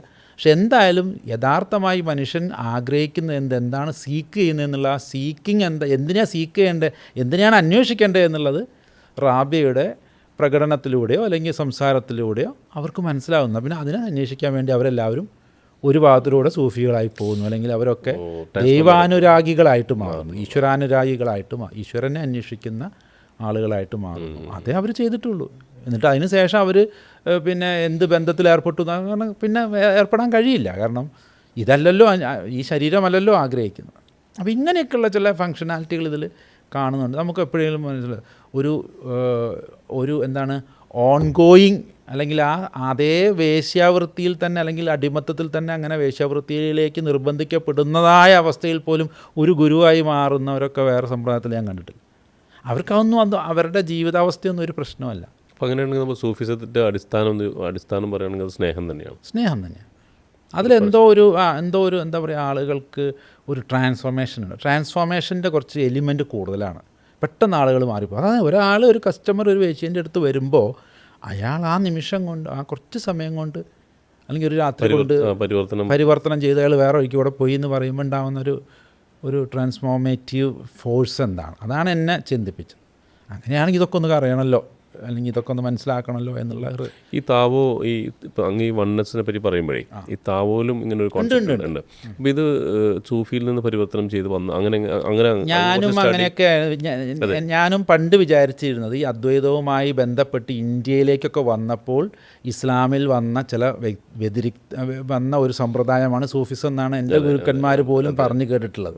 അതായത് ഇന്ത്യയിൽ ഓൾറെഡി ഒരു അദ്വൈത സമ്പ്രദായം ഉണ്ട്. അപ്പോൾ ഈ ഇസ്ലാമിലെ കുറേ ആളുകൾ ഇതുമായി ബന്ധപ്പെട്ട് ഇവിടെ ഒരു സിങ്കർണൈസേഷനോ അല്ലെങ്കിൽ ഒരു അമാൽഗമേഷനോ നടന്നപ്പോൾ ഉണ്ടായ ഒരു കുട്ടിയാണെന്നാണ് ഞാനും വിചാരിച്ചിരുന്നത്. പക്ഷെ സത്യത്തിൽ അതിൻ്റേതായ ഒരു ഡൈനാമിക്സും അതിൻ്റേതായ ഒരു സൈഡും ഇതൊന്നും ഇല്ലെങ്കിൽ പോലും അത്. പക്ഷേ ഇതിൽ കാണുന്ന പലതും ഇപ്പം ഇഫ് യു ലുക്ക് അറ്റ് ഇപ്പോൾ നമ്മൾ സിഗർ അല്ലെങ്കിൽ ഓർത്തെടുത്തിട്ടുള്ള പ്രാർത്ഥന, ചില സമയങ്ങളിൽ നമ്മൾ ദൈവത്തിനെ ഓർക്കണം, ഇങ്ങനെ കുറേ മെത്തേഡുകളുണ്ടല്ലോ. ഇതൊക്കെ തന്നെ നമ്മൾ അദ്വൈത അല്ലെങ്കിൽ നമ്മൾ പറയുന്ന ഈ അപ്പുറത്ത് ഉള്ള ഒരു ഭക്തി അല്ലെങ്കിൽ അദ്വൈതം അല്ലെങ്കിൽ യോഗ എല്ലാം അതിലേക്ക് പോകുന്നു. അതിൻ്റെ ഒരു ഡിഫറെൻറ്റ് പാത്തായിട്ട് ഇവിടെ നമ്മളൊരു 6-7 സെഗ്മെൻറ്റിലേക്ക് പോകുമ്പോൾ തോന്നാറില്ലേ? അത് ചിലപ്പോൾ ഇതിൽ നിന്ന് നമ്മൾ പറയും ഇപ്പോൾ പരിണമിച്ചു എന്ന് പറയണ്ട. കാരണം ഒന്നാമത് ഇതൊക്കെ ഈ സത്യം എപ്പോഴും സനാതനമാണ്. ആ സനാതനം എവിടെ ലൈറ്റ് ഇട്ടാലും ലൈറ്റാണ്. അമേരിക്കയിൽ ഒരു ലൈറ്റ് ഉണ്ടായി എന്ന് പറഞ്ഞിട്ട് കറണ്ട് ഉണ്ടായി പറഞ്ഞാൽ ആ കറണ്ടിൻ്റെ വെളിച്ചവും ചിലപ്പോൾ ആ ബൾബിൻ്റെ വ്യത്യാസം ഉണ്ടാവും എന്നല്ലാതെ ആ കറണ്ടും ഈ കറണ്ടൊക്കെ ഒന്ന് തന്നെയല്ലേ. അപ്പോൾ സത്യം അവിടെ പ്രകാശിച്ചപ്പോഴും ഇന്ത്യയിൽ പ്രകാശിപ്പിച്ചപ്പോഴും ഒക്കെ ഒരുപോലെയായിരുന്നു. പക്ഷേ ഇവിടെ ഇന്ത്യയിൽ കുറച്ചും കൂടി അതിനൊരു സാമ്പ്രദായികമായി പല രീതിയിലും അതിനെ നിലനിർത്തി. അവിടെ ആകുമ്പോൾ അത്രയ്ക്കൊന്നും ഇപ്പോൾ സൂഫിസം തന്നെ ഇസ്ലാമിലെ എല്ലാ വിഭാഗങ്ങളും അംഗീകരിച്ചോളണമെന്നില്ല. കാരണം എന്താ, പൊളിറ്റിക്കൽ ഇസ്ലാം അംഗീകരിക്കുന്നവരുണ്ട്, അല്ലെങ്കിൽ ഇങ്ങനെയല്ല പോകേണ്ടത് എന്ന് പറയുന്നവരുണ്ട്. ഈ സൂഫിസം തന്നെ അംഗീകരിക്കുന്നതായ ചില ഇസ്ലാം വിഭാഗം തന്നെ എല്ലാ സൂഫികളെയും അംഗീകരിക്കുന്നില്ല, എല്ലാ തരീക്കത്തിനെയും അങ്ങനെയൊക്കെ ഒരുപാട് പ്രശ്നങ്ങളുണ്ടെങ്കിലും ഇതിൽ രണ്ടിൻ്റെയും കറണ്ടുകളൊന്നാണ്, മെത്തേഡുകളും ഒന്നാണ്. ഇവിടെയും സ്വിച്ച് ഇട്ടിട്ട് തന്നെയാണ് കറണ്ട്, അതേപോലെ തന്നെയാണ് അമേരിക്കയിൽ സ്വിച്ച് ഇട്ടിട്ടാൽ തന്നെ കറണ്ട് കിട്ടുകയുള്ളൂ, അല്ലെങ്കിൽ ലൈറ്റ് കത്തുകയുള്ളൂ. അപ്പോൾ പിന്നെ ഇത് കണ്ടിട്ട് ചോദിക്കുക അതും ഇതും എങ്ങനെയാണ് തമ്മിൽ എന്തെങ്കിലും ഒരു ബന്ധമില്ല. കാരണം ഇതിൻ്റെ ടെക്നോളജി ഒന്നാണ്. പക്ഷേ ഇവിടെ കുറച്ചും കൂടി എവിടെയോ റിജിഡായി വന്നപ്പോൾ ഒരു പക്ഷേ അന്നത്തെ ജാതി വ്യവസ്ഥകളും രാജാക്കന്മാരുടെ ഈ നിർമ്മിതിയാണല്ലോ ഈ ജാതി വ്യവസ്ഥ എന്ന് പറയുന്നത്. അപ്പോൾ അവരും കൂടിയും പാറ്റേണൈസ് ചെയ്തുകൊണ്ട് അതിനനുസരിച്ച് ഇവർക്ക് നിൽക്കേണ്ടി വന്നതുകൊണ്ടാണ് ഈ അദ്വൈത പരമ്പരകളിൽ അല്ലെങ്കിൽ സന്യാസ പരമ്പരകളിലോ അല്ലെങ്കിൽ ഇങ്ങനെയുള്ള ആധ്യാത്മിക പരമ്പരകളിലും ചില ആളുകളെയൊന്നും സന്യസിപ്പിക്കില്ല. അപ്പോൾ ഇപ്പോഴും ശങ്കര പരമ്പരയിലെ യഥാർത്ഥ മഠങ്ങളിലൊന്നും നമ്പൂരിയ ആളുകളായിട്ടുള്ളവരെ പോലും സന്യസിപ്പിക്കാത്തവരുണ്ട്. ചില ബ്രാഹ്മണന്മാർക്ക് മാത്രം റിസർവ്ഡ്. അതൊക്കെ വരാൻ കാരണം അന്നത്തെ ആ രീതി അങ്ങനെയായിരുന്നു. ഇവിടെ അങ്ങനെ ഉണ്ടായിരുന്നില്ല. അതുകൊണ്ട് ഒരു കുറച്ചും കൂടി ഫ്രീ ആയിട്ട് ഇവോൾവ് ചെയ്ത് വന്നു എന്നുള്ളതാണ്.